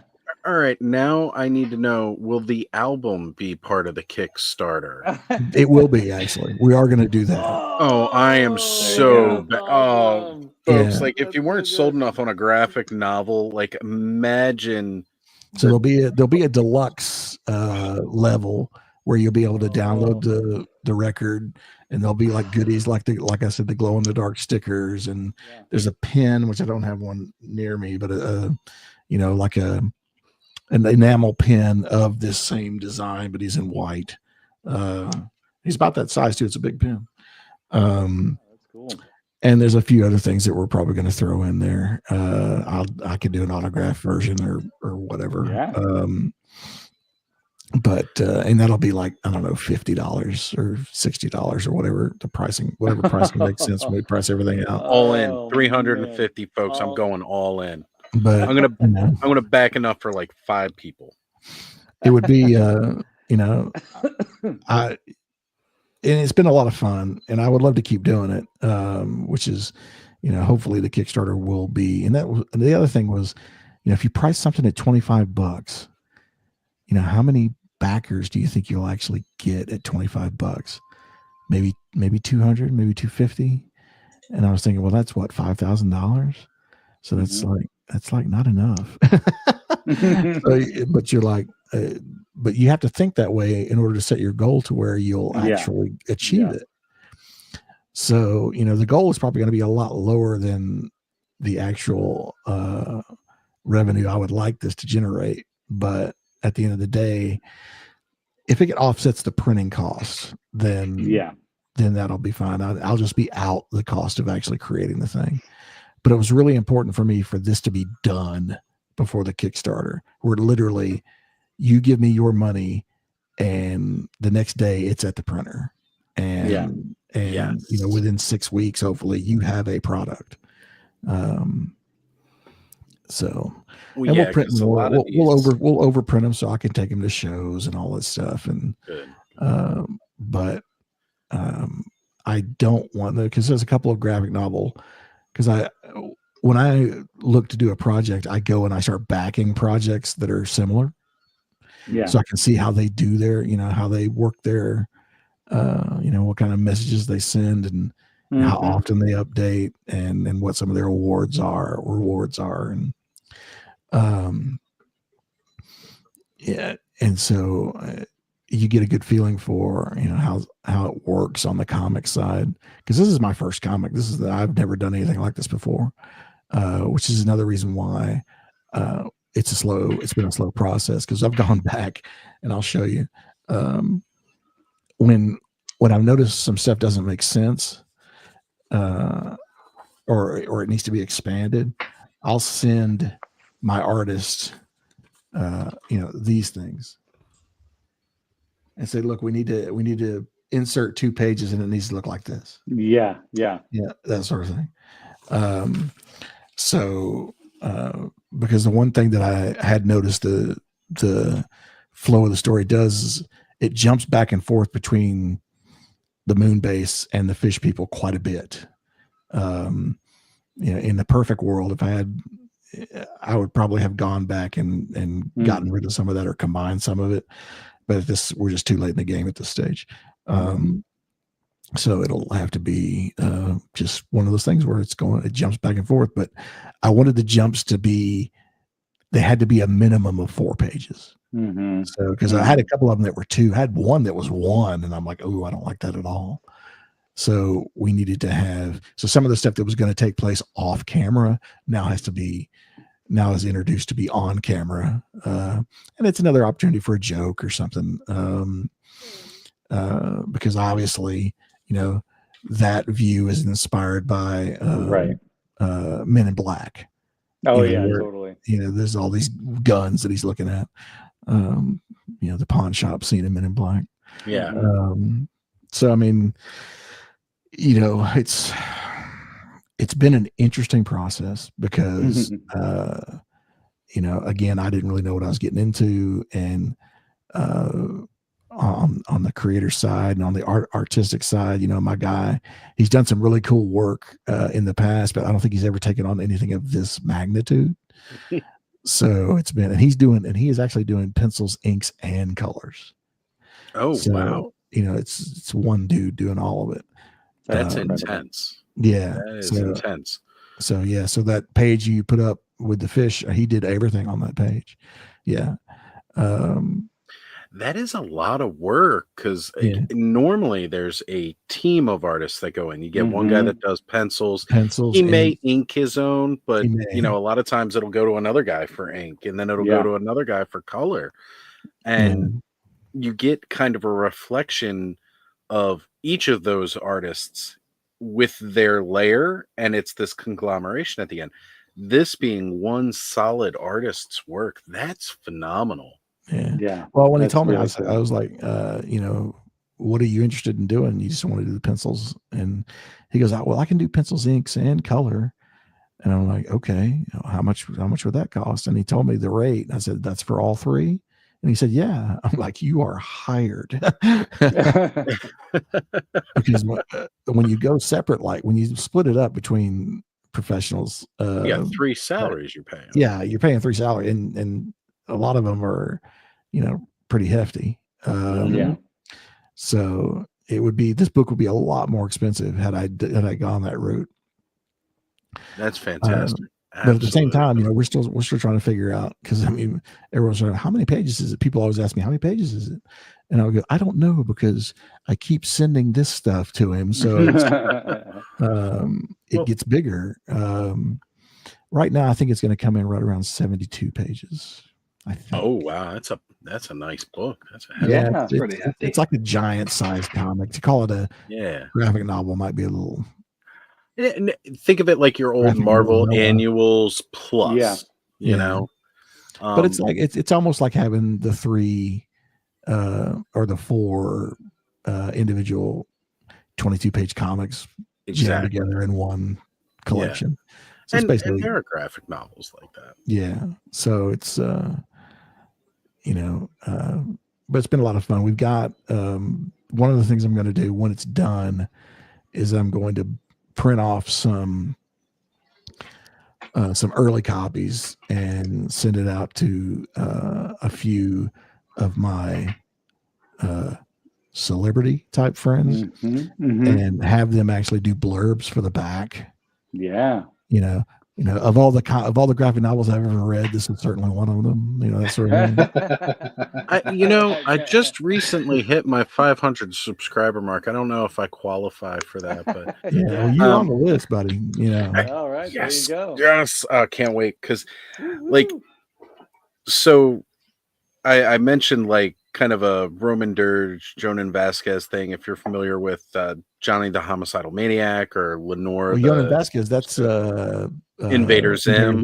Yeah. Yes. Yeah. I don't know. And it's funny because, like, and mind you, that was just off the R-rated cover, but like looking back at this panel and the way he's done the lighting and the way that these guys are lit, and even on the other page, and the mood that it sets here, right? Like, in that very top panel with the lights coming down, specifically against the wall, how it's setting, like you just know there are nefarious deeds afoot here. Yeah, that is Walleye's quarters on the Tiburon, which is his main ship. So that what you're seeing is there's artifacts along the wall of all the people and tribes and other races that he's conquered. He always keeps trophies. And his room is the most organic of any of the rooms on the ship. So there's a lot of like sea glass and wood and that sort of thing. Because he's a very learned asshole. He's extremely smart, but he is a prick. And I'm excited for this. I'm really, really excited for this. And he's probably he's the most fun character to write because he's smart. He's extremely smart, but he is just he's a dick. I mean, there's no two ways about it. He, there's limited violence in this thing, and he basically is at the root of most of it. Limited violence. It's all on the cover. Yeah, pretty much. Well, there is a battle towards the end where people are getting blown. Well, we're not going to show fish get their heads blown off. No. But one of this at the scene at the very end, you do see in the background, like basically a moon.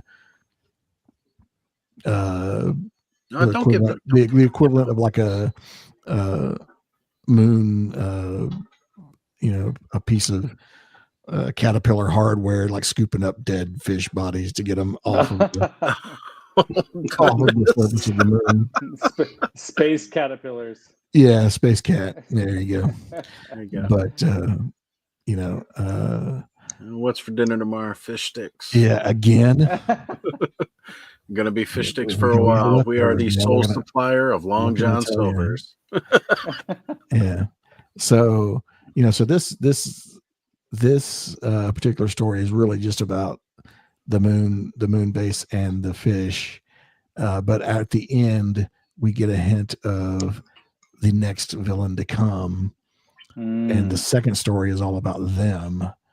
And there's actually 2 of the Rogues Gallery villains that we don't meet here. We meet in the second one. Nice. And in the third one, we finally meet the fourth one because there's 4 main villains, I guess you could call them. And then there's 5 that I think I've planned it out to be 6 of these that would tell the whole story. But I bet if it is successful beyond my wildest dreams, I could make it 8. I'm down for as many as you want to keep popping out. And you know what, guys? Too. when after this Kickstarter funds this March, when you go outside and the Earth is not taken over by giant fish people in imperialistic Navy suits, you thank Moon Man Zero and Blake That's Wright. right. That's right. You thank this guy. Because that's the whole, the whole premise of the deal is this there's a secret moon base that's been deflecting alien attack on the Earth for the last half a century, and we just haven't known about it because the aliens never make it through. They always get repelled by Zero and his moon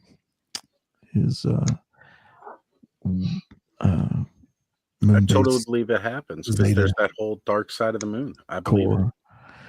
Yeah. The dark side of the moon core. actually comes into play on the next issue, the next story.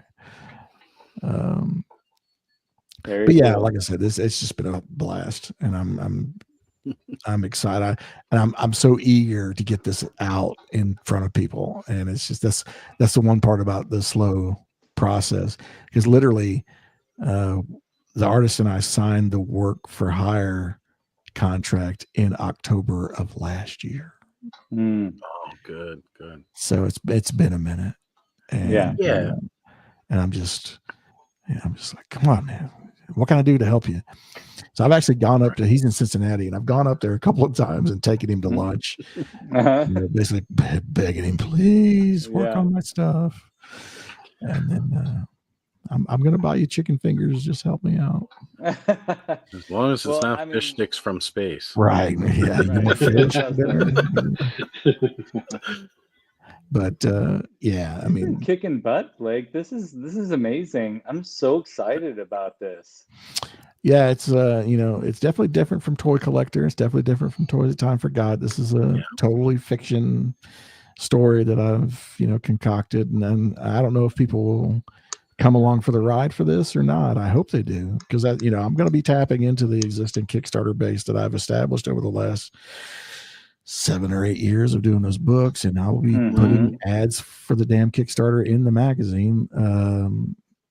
Hopefully, when the timing figures, timing comes in right, and yeah, I mean, I will do everything in my power to get this to succeed, one way or another. And if the Kickstarter doesn't succeed, I'll probably still do it anyway. Yeah. Why not, right? Well, but I mean, I would very much like the Kickstarter to succeed, of course, because it would, like I said, any kind of money that offsets my cost for this is most welcome. Yeah. Well, we want to help you out as much as we can. Not that we have, we have a really, an audience that's enthusiastic, and so when you're ready to launch the Kickstarter, Blake, we want to have you come back on and we can talk about it again and get the word out there, help you get the word out there. We want to help you as much as we can. We love what you are doing. Yeah, this is what I've been toting around with my, when I went out to California. This is the thing that I was been showing people, because people are, I'll just hit myself in the face. I've been interested in seeing some of it as well. But I mean, there's tons of, you got about I guess a third of it colored, or 2/3 of it colored, and then we have the rest of it is in blue line, and there's a couple of pages towards the end that haven't been blue lined yet, but we're getting there. He's I just had a thing with him, chat with him a couple of days ago, where I was trying to get him to hook me up with a letterer, because I don't know any. And so I think I've got my letterer now, and I told him, and he said, I've got it planned out to where this is done by Christmas. And I'm like, okay, I like that. Let's do that. I want to be able to finish it before I give it to the letterer, because I want my undivided attention to be on each individual task. I don't want to start mixing. I mean, he could give pages to the letterer now and do some early stuff, but that just is begging for confusion. Yeah, and then he gets part of the way through lettering, and then catch something that I wanted to change, or that would be no good. I want to lock down the entire book before I start getting the guy involved. Yeah. So again, like I said, this is my first rodeo with this, so I'm trying to be patient with everybody involved, including myself. So, well, I gotta say, like, you've covered total nonfiction and like toy histories with Toys That Time Forgot. You're still out there now getting us the toy news and doing the relevant nonfiction, and to jump into another medium format again and going into the world of fiction with getting a graphic novel, you got to be one of the most accomplished authors I've ever known. Like, a lot of authors will stick in one lane. Like, this is what they do. They do this kind of fiction, or they like doing biographies and histories and stuff like that. Like, you're really covering all the bases here across different types of genre with physical media. I love it. I absolutely love it. My friend, if you only knew. I mean, it's all right. I'm going to send you one more thing. All right. Just to give you an idea that everything you've seen so far is the tip of the iceberg.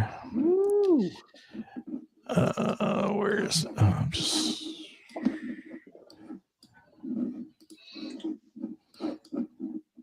Well, to distract people while you're busy sending that over real quick, I pulled up another part of that golden book here, and I wanted to show it off real quick because this is, yes, I'm sitting here researching golden books, folks, because basically almost every other day of my life. This shot right here with these Vikings, like, I just kind of want to. I'm going to be going to Legions Con this weekend. Now I want to buy head sculpts that'll match all these and make these guys in Mythic Legions for my barbarian. You could probably do that. Oh, I guarantee I could. I'm already looking now. It's like, I've got these antler parts. I have these horned parts. I've got this head with like the dragon wings. I have some hawk wings I'm not using. Like, some of these I've already got the parts for. I just need the heads. To get it done now. Well, I'm sure there's plenty of head customizers that are going to be at Legions Con. So there is a bunch, and I'm going to be walking every table looking for these guys. And then I will finally get into the full customizing world of Mythic Legions, and that's going to be a whole nother thing. I might disappear from YouTube. That's a slippery slope, man. It was bad enough when I got the Headless Horseman itself and what slope that took me down. So I've got one of those. He's over there because you can kind of see the moose back over here, the alder moose. Yeah. And then on the other side you could kind of see the Mask of the Red Death. Yes. Oh man, that was a big one for me too, because especially those are my figure obscura shelves. So I've done all the figure obscura stuff that they've put out. I've bought so far. Me too, and I'm about to go in for 3 more plus whichever other one they announce next month. And I bought the moose because I want Father Christmas to ride it. And you know what? I was all about trying to get myself one of the moose, and I may still, if I can find one.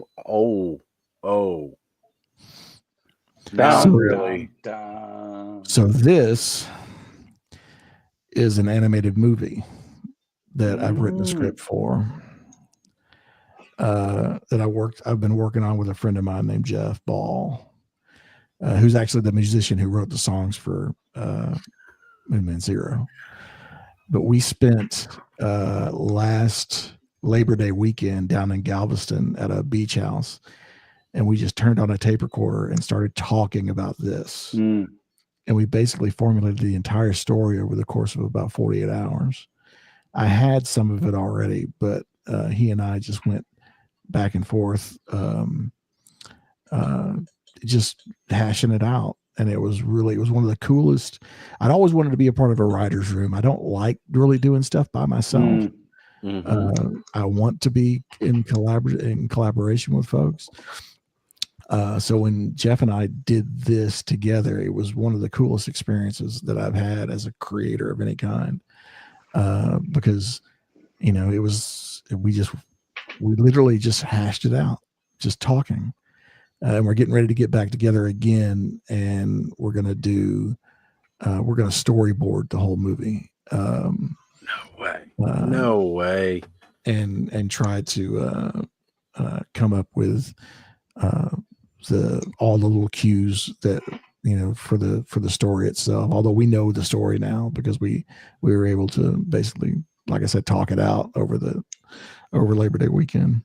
But basically the story is that the 5 characters on the right side are all kids. The 2 adults are on the left. Okay. These are basically class C and D cryptids. So your basic urban legends. So right, the guy in the blue, national. Not the national the blue guy is the Montauk Mountain Monster. His name is Bill, and his son Jeff is the one in the hoodie beside him. They basically are asked by the society that keeps tabs on all the cryptids, which is called I'm forgetting the name. Anyway, the guy with the teeth is the liaison to the society. And he basically gets them to relocate from New York to Tennessee. Because not necessarily for any reason other than they just lost. It's very Disney. The mother's dead. Because Disney kills all the moms, you know. Right. And so they're forced to relocate, or they're asked to relocate to Tennessee. And of course, Jeff doesn't want to go. He hates being a cryptid. He wants very much to blend in with society. So he's kind of an outlier here, because he's very much like I equate this to, anybody ever watch Arrested Development? Yes. Oh yeah. So I'd like Milford Men. Monster cryptids should never be seen nor heard. Right. Yeah. Is the kind of motto. So, and Jeff hates not being seen or heard. So he lashes he lashes out a lot. But when he gets to Tennessee, he realizes something weird is happening.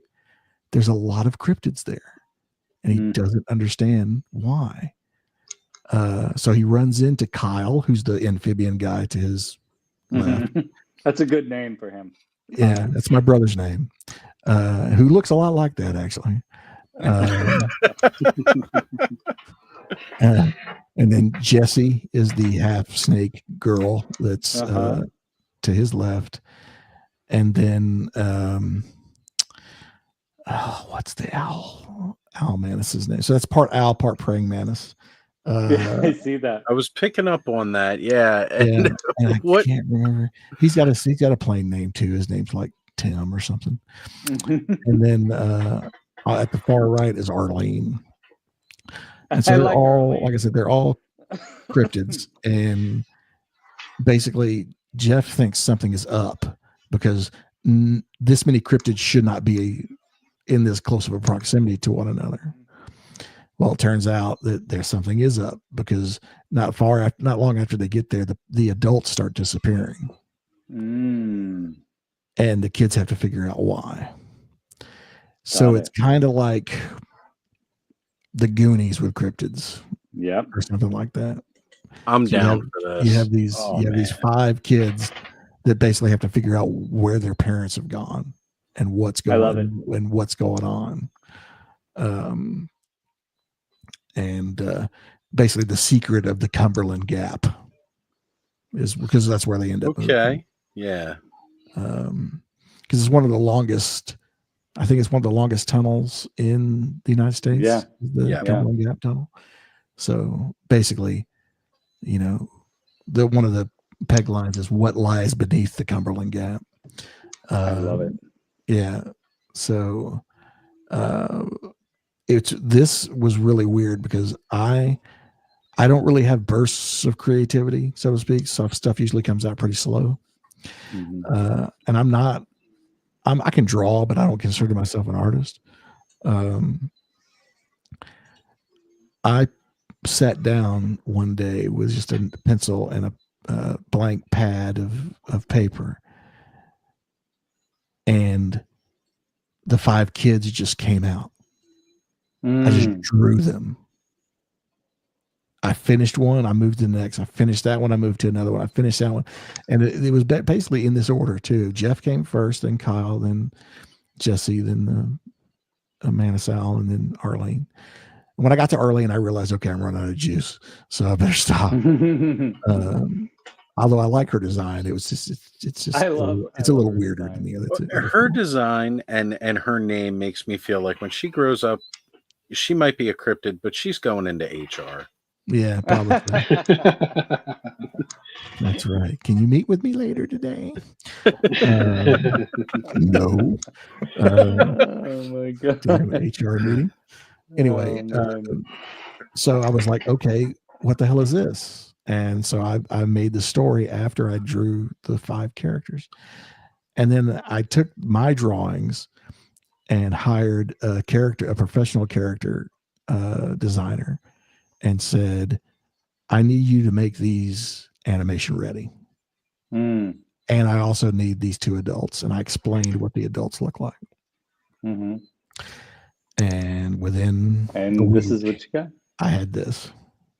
It's beautiful. I love it. And it's just this is a really cool story. And I really hope that, and again, if nothing ever comes of it, that's fine.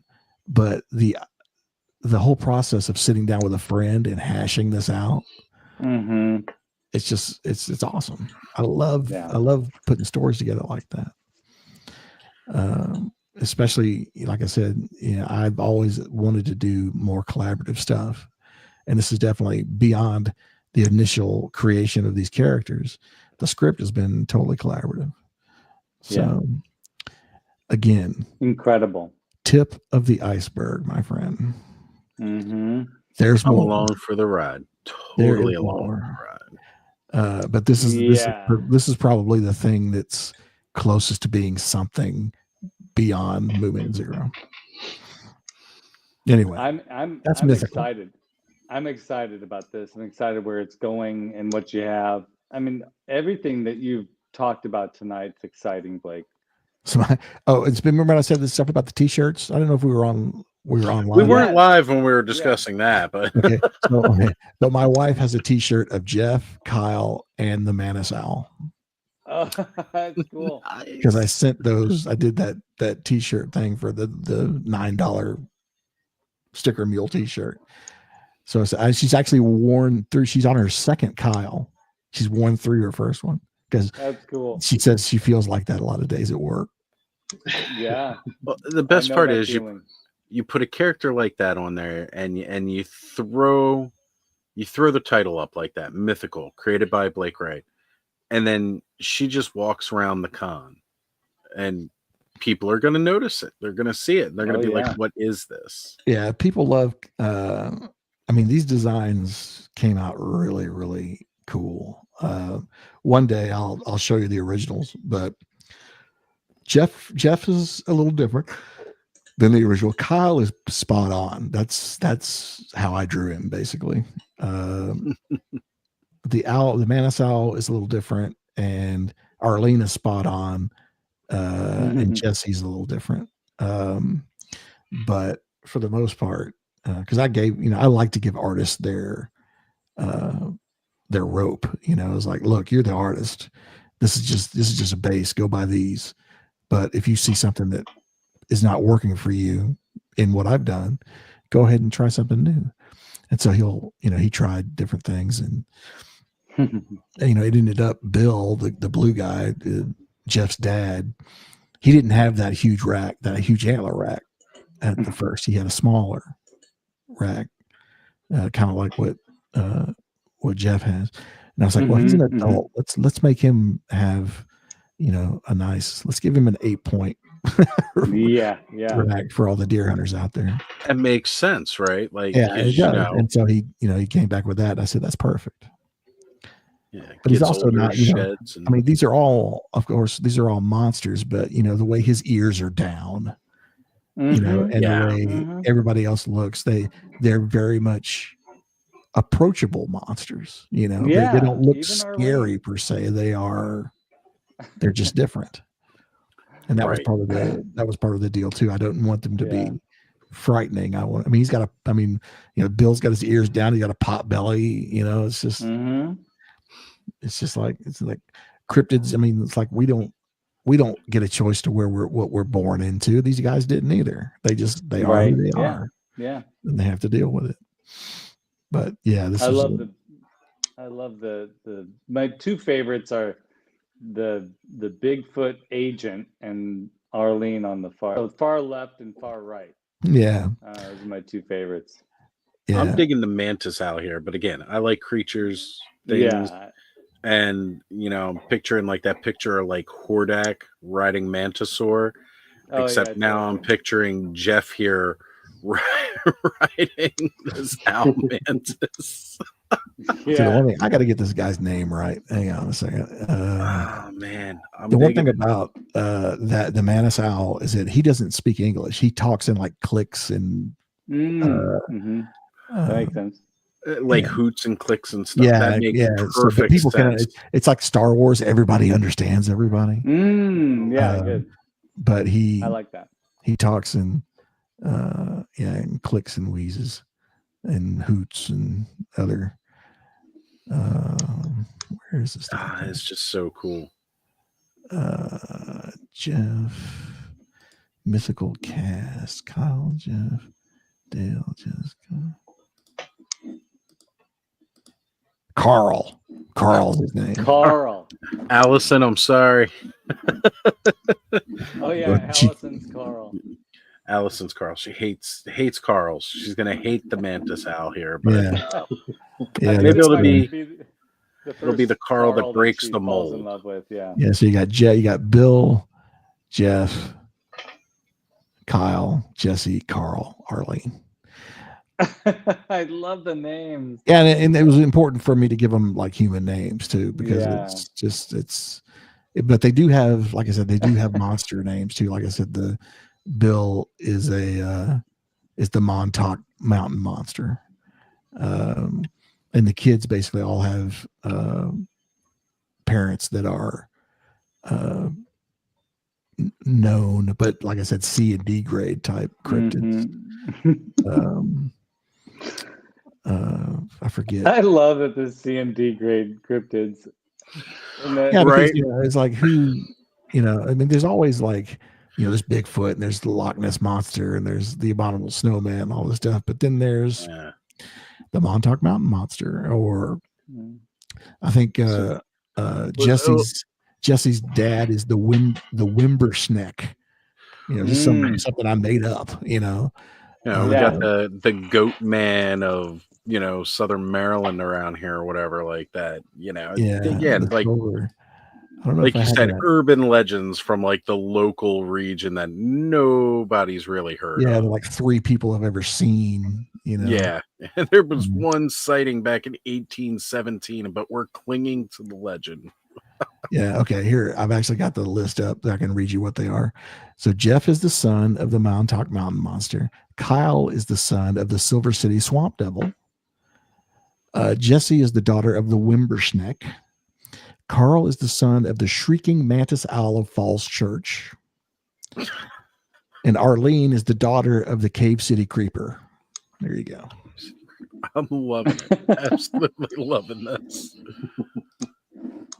So, but again, I have a ball with this sort of thing. But again, that's, people have hobbies where they play guitar, or they do all this stuff. And, and I used to do that too, as a matter of fact. But this has really become my hobby, is really stretching my imagination as far as it'll go without snapping. Well, it's I important. love it. And when it snaps, it's when it's going to be really fun, probably. Some real off the wall stuff, but yeah, it's just, it's what I do. I can't really control it or stop it. It's just, and now, especially, like I said, when you get sick and, your mortality is called into question, it's all bets are off. You just need to do what you need to do. So Totally. It's kind of, how do I say this? I wish we would think that way always. Yeah, I do too. Because but unfortunately, life is set up to suck that kind of stuff out of you. It really is. I mean, your time is, you wake up, you eat breakfast, you go to work, you come home, you eat dinner, you go to bed.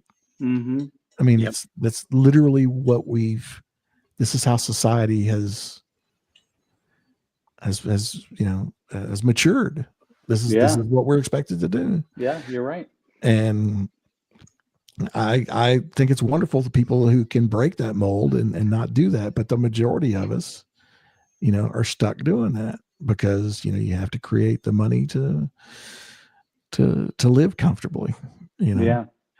And so I will make time where normally other people would not, let's say, to do projects like this. I think because like I said, Toy Collector is a side project. It's not my daytime job. Yeah. So this is a side project to a side project. Project. Yeah, exactly. Yeah. You got, so I mean, and I think that is the key. And I think what happens, you're right. What we get the job, we get into a system that works for us, and we put the other projects aside because we get tired. Yeah. And I think sometimes being nudged in a direction somehow or other to help us realize that we probably should put our energy toward those side projects and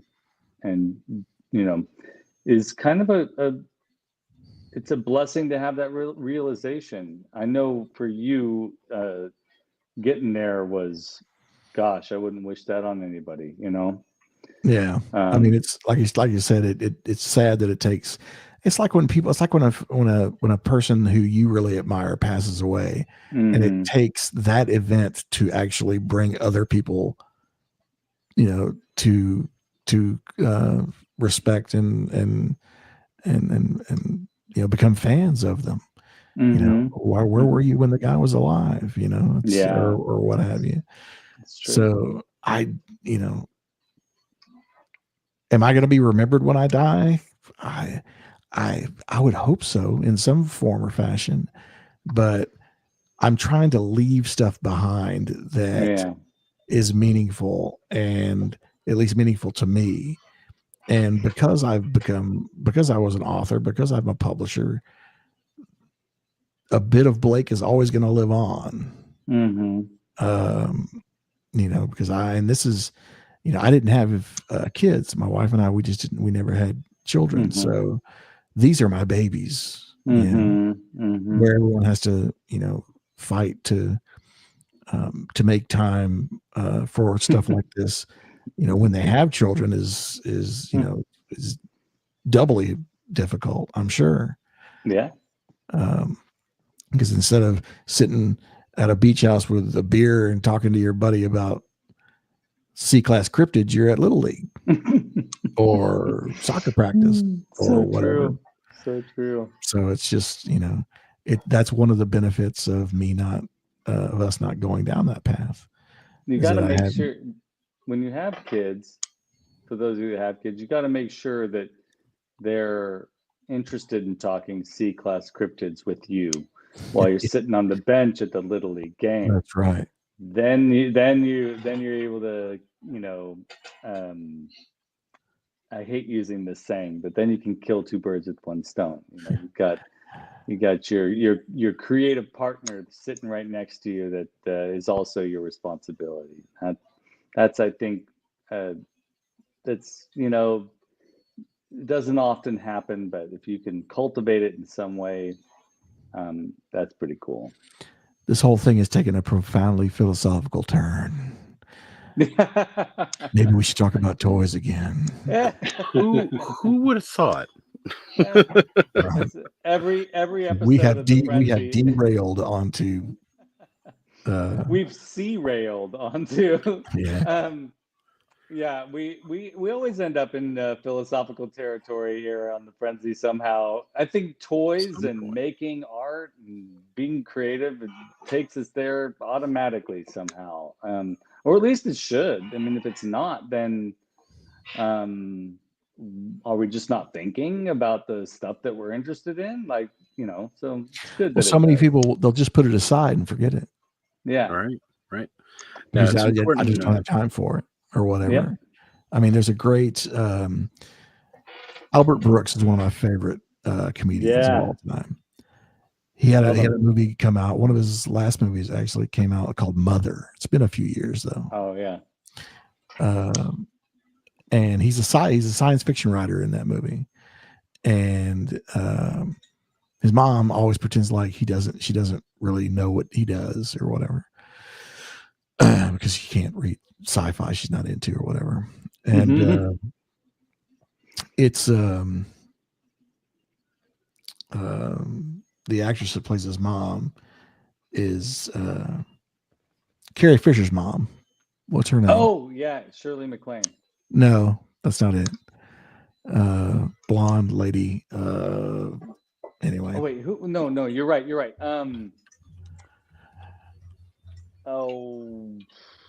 Debbie Reynolds. Debbie Reynolds. Thank you. That's right. Yeah. Thank you. Debbie Reynolds. So it turns out in that film, towards the end, you realize the reason that she doesn't treat him very well and doesn't really respect him as a writer is because he was her firstborn, and she wasn't really ready for kids at the time, but she went ahead, obviously he arrived, so that's the path they went down. But before that, she was a writer, and that was her dream. And so he goes back home to try to fix their relationship, and one day finds these hat boxes in the closet full of these stories that she wrote. And so it's like, sometimes life interferes with your plans. Actually, all the time. Life interferes with your plans all the time. It's just a matter of, accepting it or not accepting it. Yeah. So true. But, so, that just reminded me of, taking, you gotta sometimes, just put your head down and do it, whether or not it's the right thing, or but if you believe in it and it's something you really want to see done, you make the time, even though it can be extremely difficult. I wanted a toy magazine to come back. I wanted those books on unproduced toys, so I made the time, and it took me 7 years to write those 3 books. But I often said it, anytime, if those 3 books never made it out for whatever reason, I would have not taken back a second of the research that I did, because I met so many new people and came out of that experience with so many new friends that it was worth it. Like I said, if those Kickstarters would have failed, fine. Yeah. Same with a lot of things. I can already tell you, I'm not going to regret ever starting the Toy Collector. If it goes away, because eventually commercially it becomes no longer feasible for me to continue, then fine. But until that day, and even after that day, I will cherish the friendships that it's forged and the experiences that I've had while doing it. I don't intend for it to go away, but all things eventually do. All things must pass. Yeah. right. George Harrison. Yeah. What that means though is that there's an interesting. The word pass is fascinating to me because it's really a transitional word. It's not an end. Just like Toy Fair. It's a moving from one thing to the next kind of thing. Exactly. Toy Fair disappeared. A guy named Blake Wright thought, gosh, we need something like this. And a version of that emerged due to your efforts. That's, I don't know nothing against Toy Fair, but your magazine is superior visually and aesthetically that and depends physically. on who you ask. Yeah, I know, but I'll put it out there. Until I publish a Twisted Toy Fair Theater, I don't think I'll ever win the Toy Fair crowd over. Toy Fair I try to convince them many times I don't own that and cannot do that, but they don't seem to care. Toy Fair has a different kind of legacy, but it's like what the baton was passed on to you in some ways, and it's the same thing with Masters of the Universe coming and going. And by the way, we're getting close to the end here, folks. So Adam, just a side note, are you okay with us moving the report to next week? Sure. Yeah, we could do that. I think actually, and this is just a teaser for not next week, but next time we do the show, which will be in just a couple of weeks. I think we're a little antsier these days to maybe do more episodes. So, but I think actually your battle run report could potentially be the entire theme of our episode. So maybe that's an idea. But I think that the end of this episode today kind of leans into that a little bit, which is like nothing really goes away permanently. It transitions from one thing to another, and it might disappear.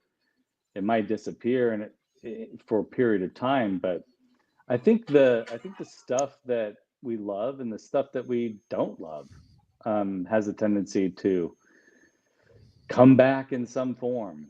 And as human beings, if we're creatives, I think it's really important to put your efforts, to manifest your efforts in some way.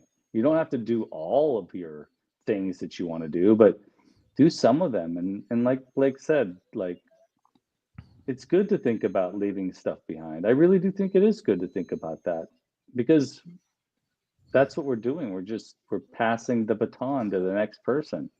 And I'd like to think that everybody watching and everybody here in this conversation with us tonight with Blake feels like we have a baton to pass on, and that's awesome. And I can't think of anything more spectacular than that.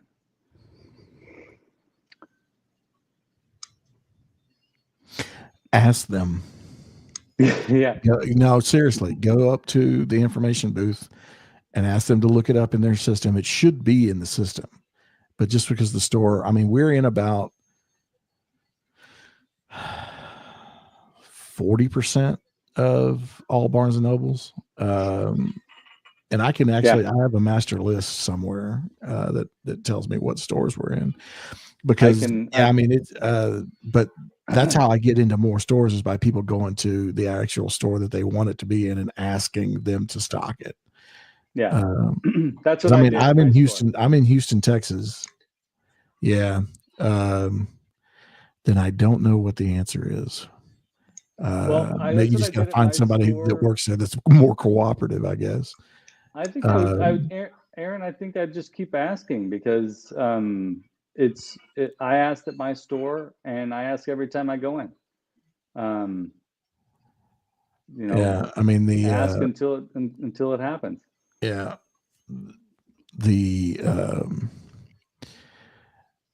I mean, because that's the only way. I mean, I don't know any other way to get the different stores to stock it. Like I was going to say, I'm in Houston, and we have 8 Barnes and Nobles, 9 Barnes and Nobles. I'm in 1 here with any kind of regularity, because I was in 2, and they shut the other one. They shut my second one down because they're refurbishing it. They're going to bring it back, but I don't know if that means they're going to bring my magazine back or not. They did that recently at mine too. Yeah, they're doing that. They're going to a smaller footprint. More smaller stores is the kind of the thing that they're going for. So I don't know if the periodical section is going to take a hit. I'm sure it will. And we'll have to cross that bridge when we get to it. But if Barnes and Noble won't participate, your local comic shop sure can order it. Through Diamond, we're available that way. So if you have a box at a comic shop, you can get it delivered right to your box, or be so bold, go ahead and subscribe. Yeah, it's cheaper in the long run, and you get a lot of bang for your buck. I mean, I'm not going to sit here and toot my I'm going to sit here and toot my own horn. Every issue's usually comes out to be 84 pages. It has news up front, columns after that, features in the middle, and then there's toy reviews at the end. All of that material beyond some of the news stuff is pretty much exclusive to us. The interviews are all I don't take interviews from other places and publish them. We conduct the interviews ourselves. Either I do it, or one of the guys that's writing for me does it. There was an issue a few ticks ago that was, we had an exclusive interview with both Steve Evans of Hasbro and Todd McFarlane in the same issue. So I mean, we are getting access to the people that matter, and we're gonna keep doing that and pushing the envelope with some of the companies that there's still a few companies that are a little leery of us. I think a lot of folks are waiting to see if we were going to hang around, because sometimes these things start up and they disappear as quickly as they show up. Well, we're in our 3rd year now, and I'm getting ready to send issue 15 to the printer in about 2.5 weeks time. So it's worth it to subscribe. Yeah, I mean, it really is. And if you don't want to subscribe like today, that's fine. We are, I believe, we will likely do something for Black Friday that weekend that could mean a bit of a discount or some sort of freebie thrown in with the sub. I haven't decided yet which way we'll go there, but we have done stuff in the past. Like I said, $10 off just the sub, or 15% off the sub, or a gift. If you do a gift subscription, you get it cheaper, that sort of thing. It'll be something. I don't, like I said, I just don't know what it is yet. It'll probably either be the $10 off or the 15% off, whichever we ended up settling on. That's awesome. But it's, that brings the cost down even further. And I promise to deliver it directly to your mailbox every 8 weeks. Blake actually gets in his car and drives around to I drive all over. Delivers each. That's dedication. I'm like Seinfeld in that episode where he takes over Newman's route. Just whistling, walking down the street. This isn't mine. Oh, whoops. Yeah. Well, I think you've sold it to Aaron. Aaron's there you go on board. It pretty much sounds like cool. Yeah. I mean, it's the easiest, it's the best way to get the magazine, not miss an issue, and you're not paying $16.43 or whatever the tax is in your area. You're paying $11.50 per. And in my estimation, it's worth it. So. Yeah. Well, that brings us to the end of tonight's frenzy. Although we always ask what we've all got coming up. And Blake, I know this has been your show, but if you have any other secret projects you want to reveal tonight, you're more than welcome. Yeah, I just signed a 2-picture deal with Netflix. We're Yes. gonna yeah. That's what we want to hear next The time. problem, well, the real problem is that all the stuff that I'm pitching is original, right? And Hollywood doesn't do originals anymore. So my best Bah bet is humbug.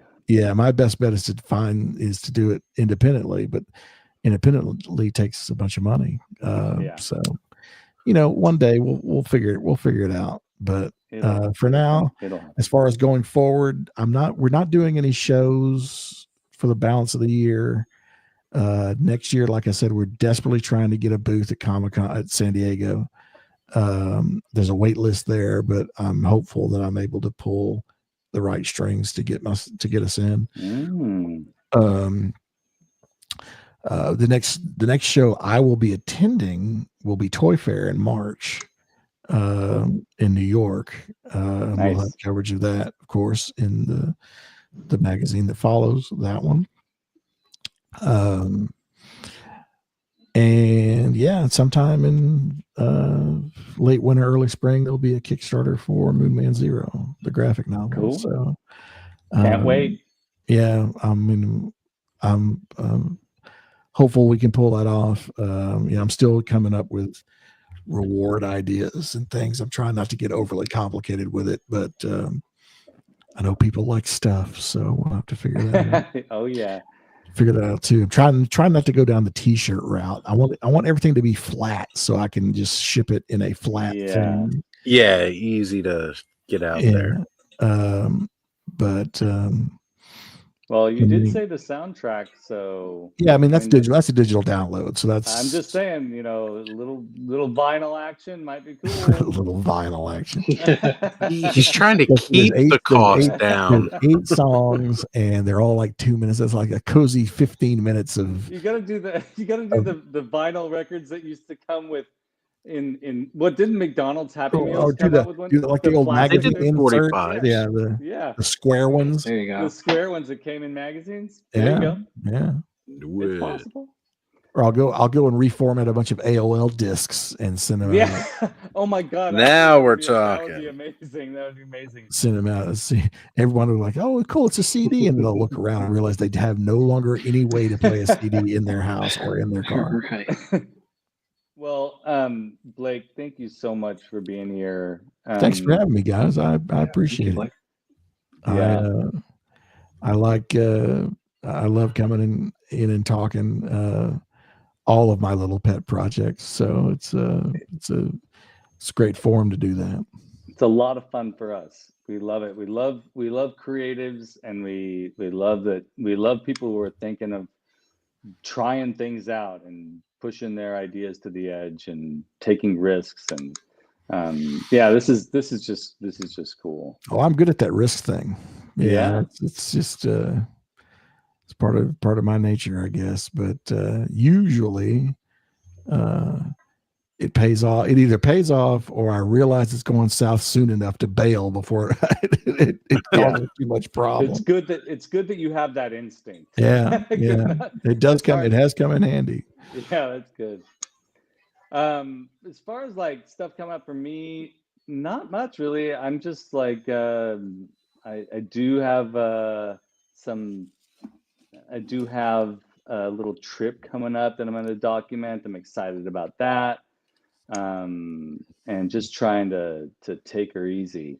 Adam, how about you? What's coming up for you? I finished an article that was basically the battle round report for tonight. So that's my Patreon subscribers have seen it. So I did that. I've got a couple others brewing. And then I just recently talked to Rob Bass. So I think that's going to come out pretty soon. The interview with him. So exciting. Yeah. Love it. I just can't wait for folks to see the presentation you created next time we do the frenzy. I'm excited about it. Oz, how about you?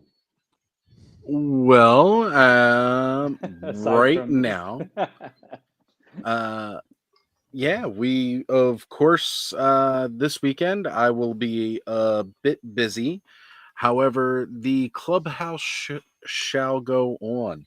I talked with Ed. Ed will be doing a clubhouse this Saturday night around the usual time. And I mean, I know quite a few of us regular clubhouse guys are going to be at Legion's Con.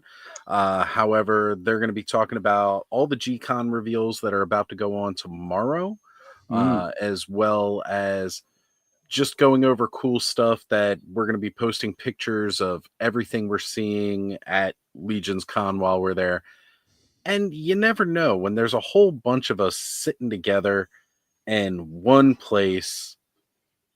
Somebody's phone might just get passed around and we all may magically appear in the clubhouse this Saturday. Yeah. You never know. It could happen. Other than that, I've been into talks with Ken from Toy Connections, so we're going to have something coming up again pretty soon. Cool. And then, of course, you can find me all over to ToyTube. I'll be popping on somebody's channel, whether it's Mega J's or jumping on Brick Something News. Like last weekend, we did the news together. That was really cool. And Let's Go Off-World every other Friday. I mean, I'll be there.